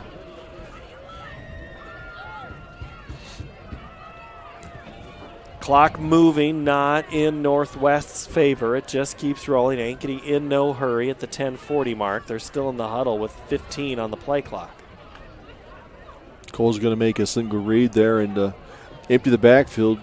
Cole Kadolf coming out wide. He comes to the 0 where 50 is. It was going to be a quarterback keeper on the draw, but great read by Northwest. That's the guy who made the interception. That's Isaac Tim. He's had a heck of a second half. And he came out of a loop. Looks like, I think, seeing where he came through, I think he looped around the tackle, took an inside rush from his outside. They kind of do a little cross there, rush there. Came in unblocked and Cole didn't have much time to get the ball off. I think he was looking to run the ball, and then he met Mr. Tim. Ankeny to punt. Pelham in. Grubb back at his 15. Great kick away. Grubb fair catch called for, taken at the 20. It'll be a turnover on possession. And the Northwest offense now has got to figure out a way to get into the end zone to get 7. Northwest, tough schedule. They opened with a loss in overtime at Valley, lost to Dowling by 7, lost to Polk 27-7. Then they rattled off a couple of wins, 4 in a row against Johnston, Sioux City West, Sioux City East, and Centennial. Then they lost to Ankeny and won 17-16 last week against Urbandale. Here comes the heat. Rankin gets it away. He's got Huntley, but just a little too far. And on coverage is Ryan Crandall for Ankeny, incomplete. 2nd and 10.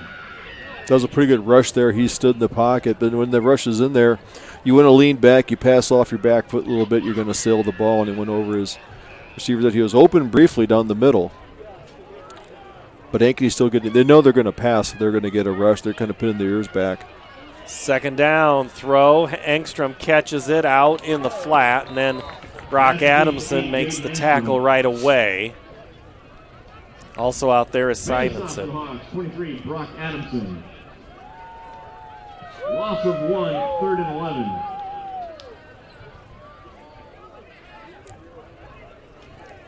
Ankeny has switched up, single safety, sometimes 2 safeties there. So when they bring out the trips there, Crandall's playing center field. Quarterback draw, and then it's no further than not even the line of scrimmage.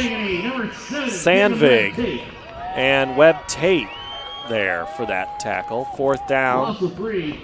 And Northwest is just going to punt it away. They'd rather give up field and not give Ankeny a short field here. Appears Webb Tate is the spy on Rankin not to let him loose on those quarterback runs like he had in the first quarter. Cork low liner, bounces, taken at midfield. And Crandall is going to get up to about the 41. Great open field tackle there by Northwest, Brady Grisham. So the running back on coverage, he's a bruiser.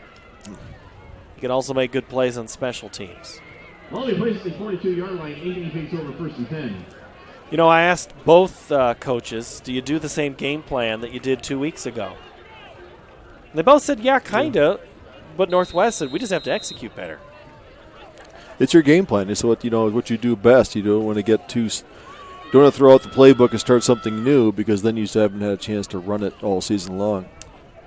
Cole the give to Kadolf, and Collins going to escape out to the outside, and he's got a seam. He's at the 20, 15, puts a shoulder in to Tristan Grubb.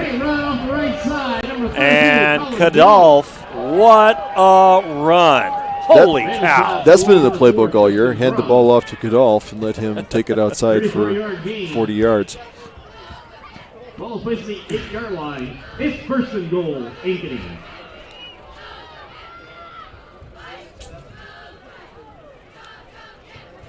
Hawks have it. Clock at 8 minutes. Up 28-3 in this first round of the 2021 high school football playoffs. Kadolf. Cut, juke, then just takes what the defense gives him, and that's inside the 5. Kadolf for Ankeny. On the stop, number 2, Sinjin Smith. Running behind the right side of that offensive line, who's moved the defensive line back. He's had a chance to go there. Kadolf does a nice job, gets in there, dances around a little bit, and when he makes his cut, he's very decisive and takes it upfield. So following his lineman blocks, he reads blocks extremely well, and that's why he's had a lot of success here throughout the year. Second and goal from the 4. Kadolf. Round right side into the end zone, untouched for another touchdown. Colin Kadolf, not quite 6, but he's got 3. He's having a pretty good night. Nice job. Kruger there on the outside as tight end.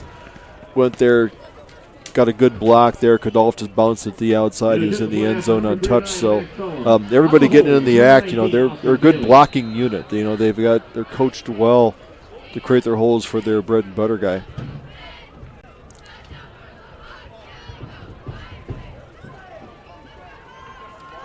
Pelham again for the extra point.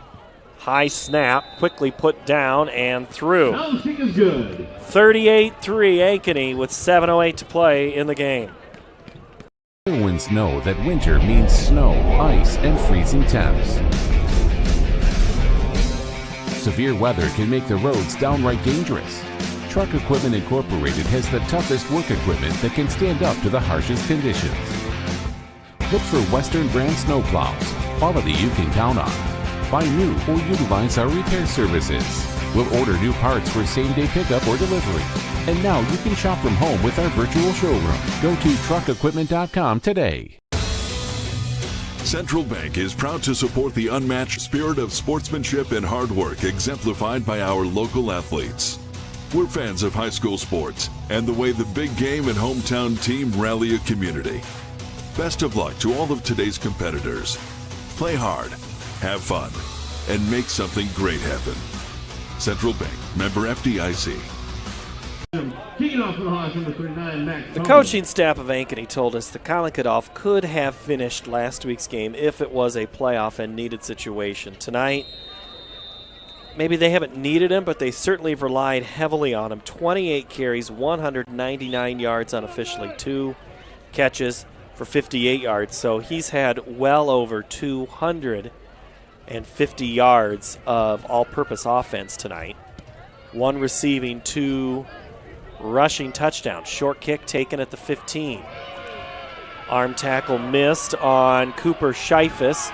He's still on his run down the right sideline. He's just got one man to beat, and that guy catches him. Will Cornwell likely saved a touchdown. Great return of 60 yards. All right, Jeff Brooks. So Kadolf we talked to earlier in the season, and Kadolf's just quietly gone about his business here in the second half. Who else has stood out for you tonight? Yeah, no, honestly, I don't think we've talked to Kadolf this year because I've been waiting to interview him. You guys keep, shooing him away for, offensive linemen and stuff like that. Now, we have not talked to him, and he's on the top of my list.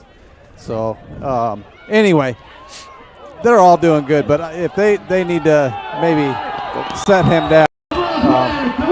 Fumble. Take it over, Paul. I'll get back to you. I won't call that a fumble. I'll just call that Sean Gavin going in and just flat out ripping the ball away from Carson Rankin. There's no other way to describe it than he just said, mine.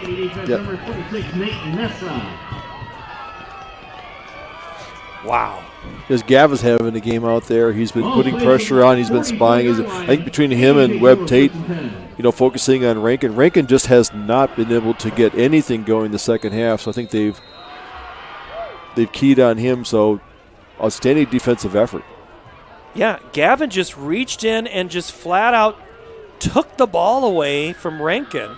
And Rankin didn't even realize he didn't have it when he hit the ground. Cole in, gives it. That's no, that's actually Reed Johnson. So Kadolf's night is likely done. Thought we'd maybe see Nessa, but Kadolf is going to be done. And he's earned the last 6 minutes and 35 seconds off after his great performance. But still a lot of the ones in there, but this gives Reed Johnson a chance to run behind a big offensive line. 35-3, Ankeny in the lead, 6:20 to play, fourth quarter. The coach talked about getting Kadolf. Goes, we think I'm going, maybe 25 carries or so. I said, wasn't he kind of banged up? And you're like, if he's good to go, we just kind of turn him loose. Cole with the ball, 5 on the play clock. Takes the snap, gives it to Johnson, right side, gets his way through, and Reed Johnson bursts through up the middle, and he has a shoestring tackle. Otherwise, Reed Johnson's running in for the score. Kinnick Smith saves 6. And that was a saving 6 because once Reed popped that pass into that second level there, he was going down and he was looking at the goal line. So that he popped that pretty quick.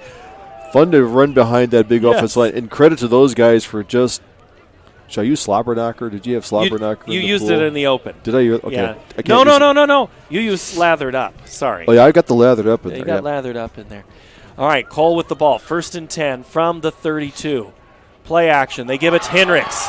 Caught. Downed at the 12-yard line. St. John Smith adds to his 51.5 tackles on the season with that play. It'll be 1st and 10 from the 12. Cole has looked sharp in his passing game in the second half. He's planting his feet and then delivering it. He's decisive with the football. So when he's doing that, he is starts looking more like the D1 quarterback that's being recruited. So he's got some skills, and he's a junior. Hendricks runs to the side, hobbling, quickly goes down to one knee. He is on his back at the 25-yard line. Play action. Cole throws to the back of the end zone. He's got a man, and it is caught in the end zone for a touchdown. Maddox Ward.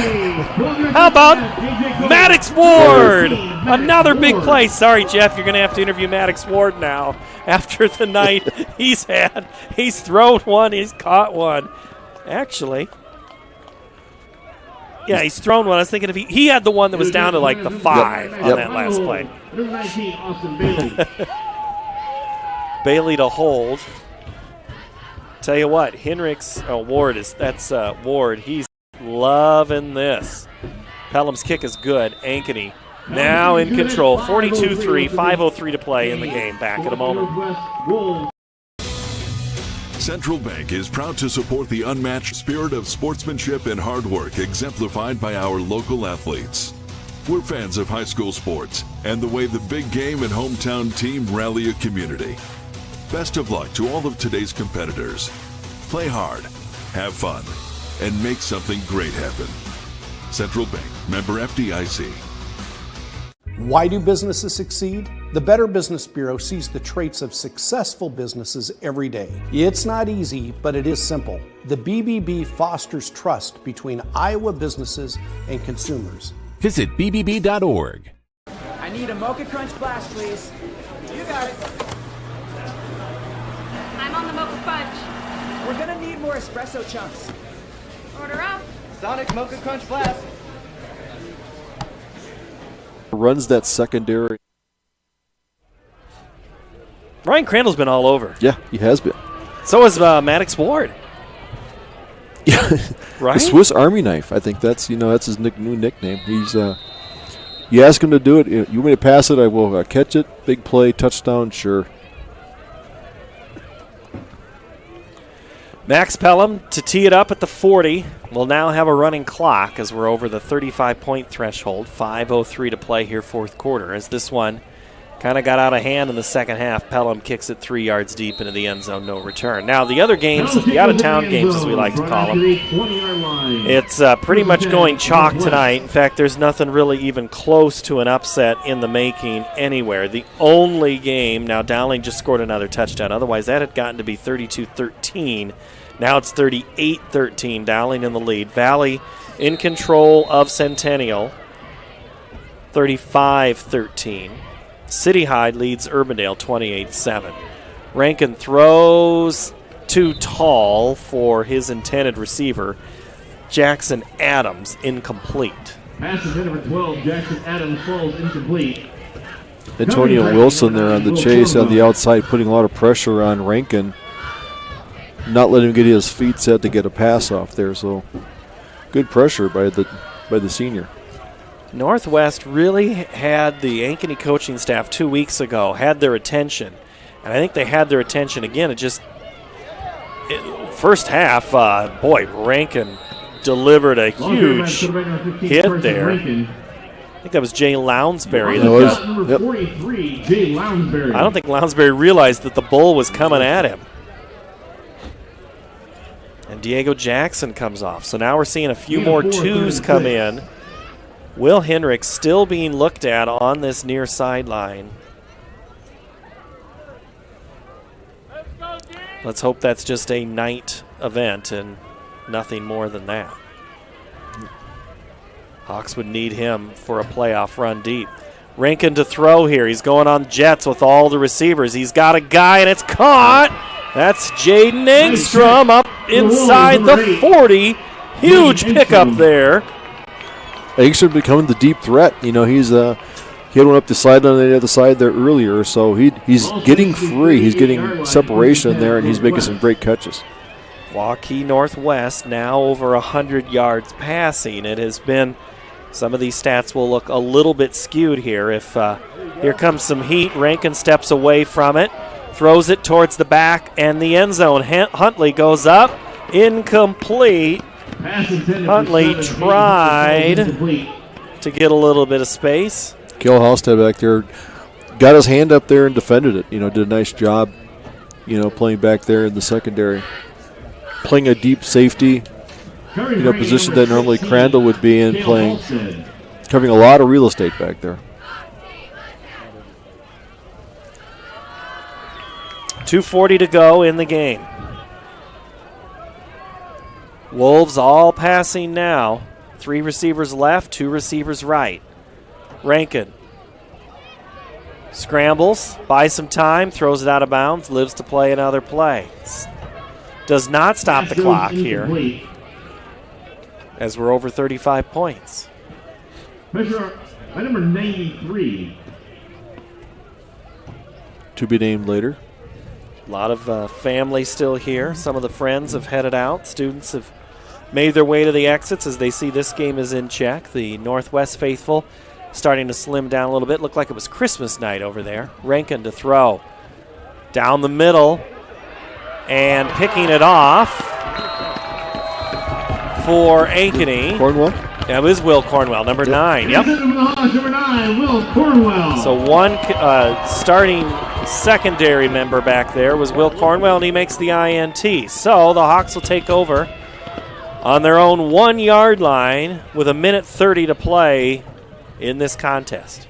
Yeah, they came out the second half acting like they are the defending state champion. They want to make a statement that we're here to play. I think they're the top 4 team in the state. I think even though the RPI comes out, you know, wins, losses, they played quite well tonight, and I think they're a force to be reckoned with. Now we get into the Elite 8. We'll see how things go. You know, if you win next weekend, you're in the Dome.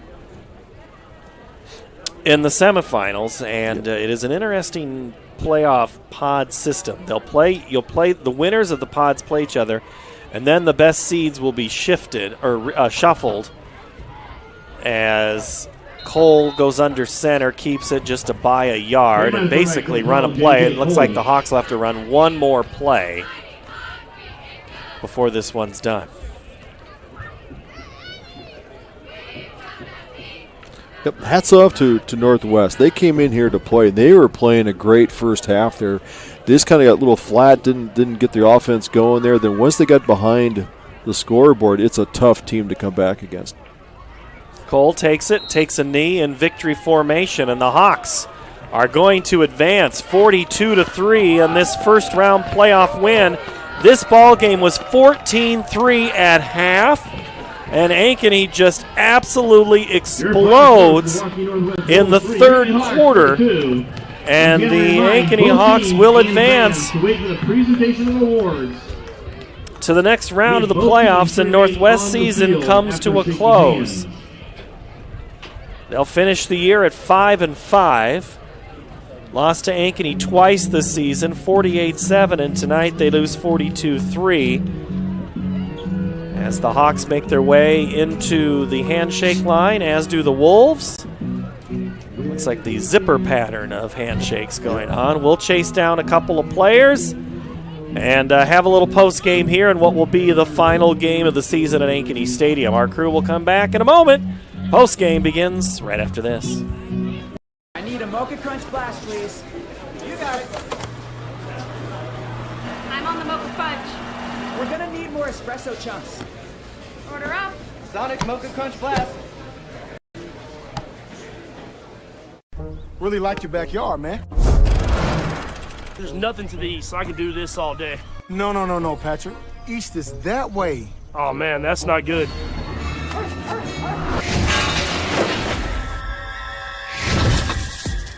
With Hy-Vee aisles online, it's easy to order online and pick up everything you or your neighbors might need. Sorry about your hot dogs. All right.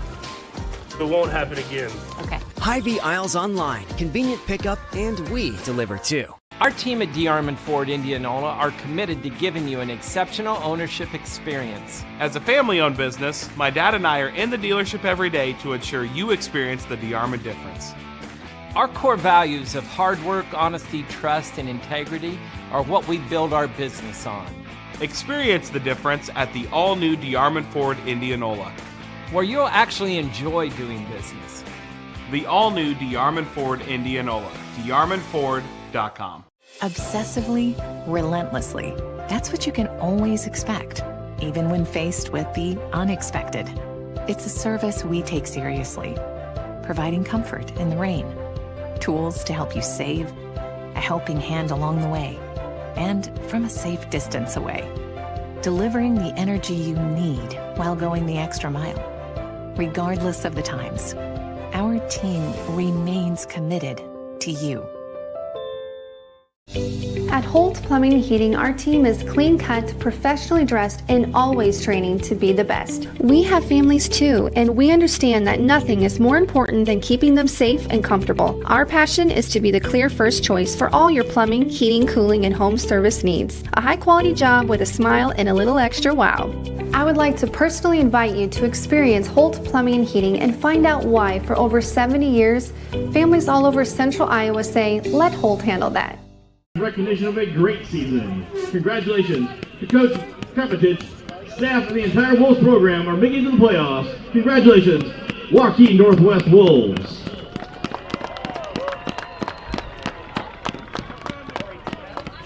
Corey Kapatic in his first season as Wolves head coach takes the trophy and the medals for his season in the round of 16.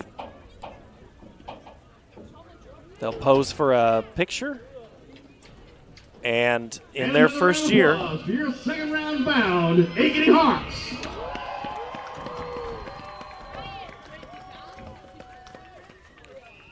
and the Ankeny Hawks will advance as Coach Nelson was in the back. Now he's got to go to the front and address the team, and he didn't have many words to say in the first half, but let's hear.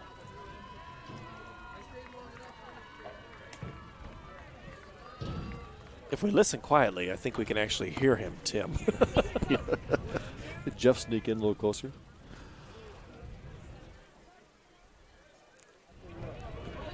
I'm sure he's reminding me that the job is not done. This is just the first of many games. It's in front of it. And this experienced squad, they've been here before, so that's they know what's ahead of them. So Ankeny tonight passing 7 of 17 in the first half, 7 of 8 in the second half. So 7 for 184 yards, rushing 236, total 420.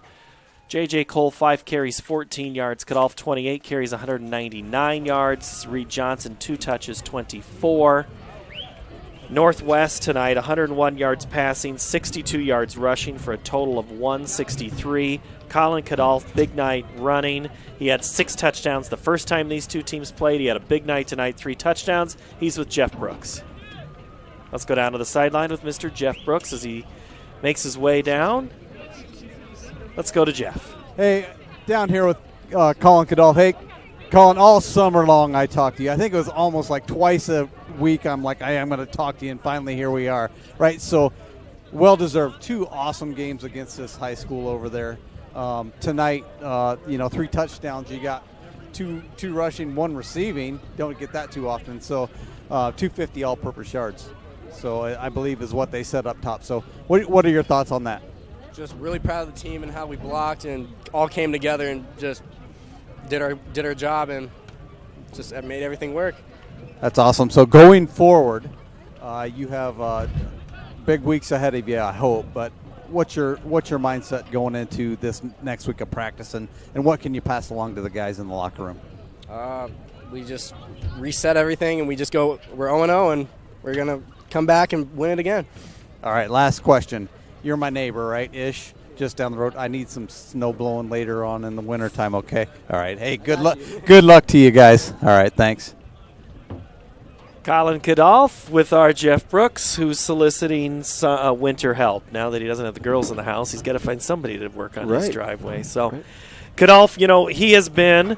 We've lost Crandall. We were trying to get Ryan Crandall. Let me see if I can find him for you, Jeff. There's a chance he's down in that area. And they are sending, it's like Crandall is coming your way. He's at the 10. He knows he's supposed to do an interview. Sean Gavin is there. They are embracing. And Crandall tonight, we talked about his defense. He used to play offense. They needed him on the offensive side tonight. He has a big catch on the double pass. Let's ask Jeff Brooks for more. Yeah. Hey, so here with Ryan Crandall. Ryan, big night tonight, right? So offensively, do you expect that? I mean, yeah. After we played them the first time, they were offense is good. Kadolf had a good night that night, and then tonight, they're kind of stopping the run a little bit, so we had to switch it up. Trick play kind of, set the tone a little bit there. So I'm happy for our offense. We just got to keep rolling the next week. Yeah, I was surprised pulling that trick play out that early in the thing. Maybe hold on to that one, but maybe you have more up your sleeve. So going forward, I asked Colin the same thing. What's your message to the guys going forward in the locker room? You're a leader in there. How do you address them? After we lost the Centennial second week of the year, our message has kind of been like, don't take any team for granted.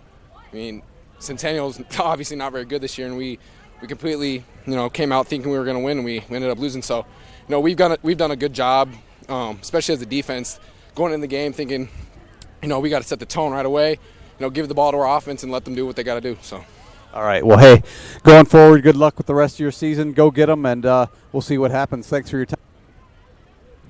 All right, Jeff Brooks with Ryan Crandall. See where that ends up. Crandall tonight, 1 catch, but it was a big one. Kind of set the tone. Trick play, sometimes we'll do that in the playoff game. But let's remember, it was only 14-3 at that point, and that's how it was at half. This was a totally different second half than the first. Yeah, it was a late score in the first half. They got it to 14-3. It was 7-3 there for a long time, late into the second quarter. So it's how you come out the second half, what the coach says, and I think Ankeny flexed their muscle, their experienced team. They came out well. I mean, Johnson's Northwest is a quality opponent, but they took it to them. So they're loaded. They're ready for the playoffs. They got their mindset straight, so they played well. Cork scored a field goal for Northwest, then Kadolf, a 36-yard touchdown run, then a 14-yard pass from Maddox Ward to Ryan Crandall.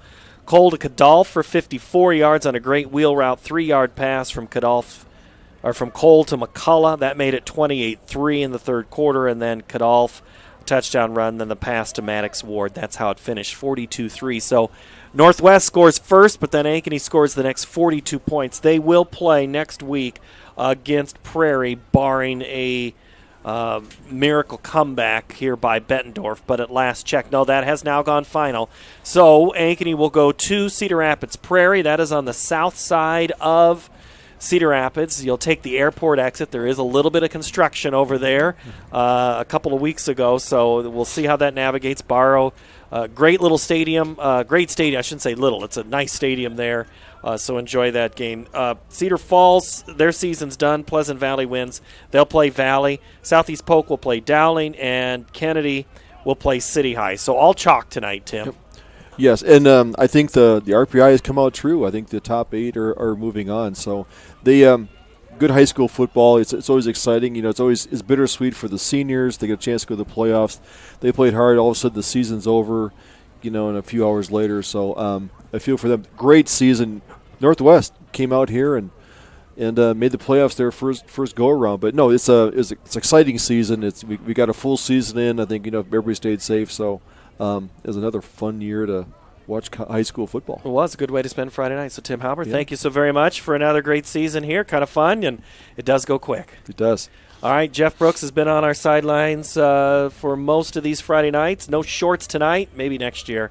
Jeff Martins, thank you so much for the stats, and the CISN crew. They're like, just be done, Paul. We need to come inside. That's a final tonight. Ankeny wins 42-3. They advance. Thank you so very much for another season of football here. The Ankeny feed from Ankeny Stadium. For all of us here, thank you so very much, and we'll see you next time here on CISN. Good night from Ankeny.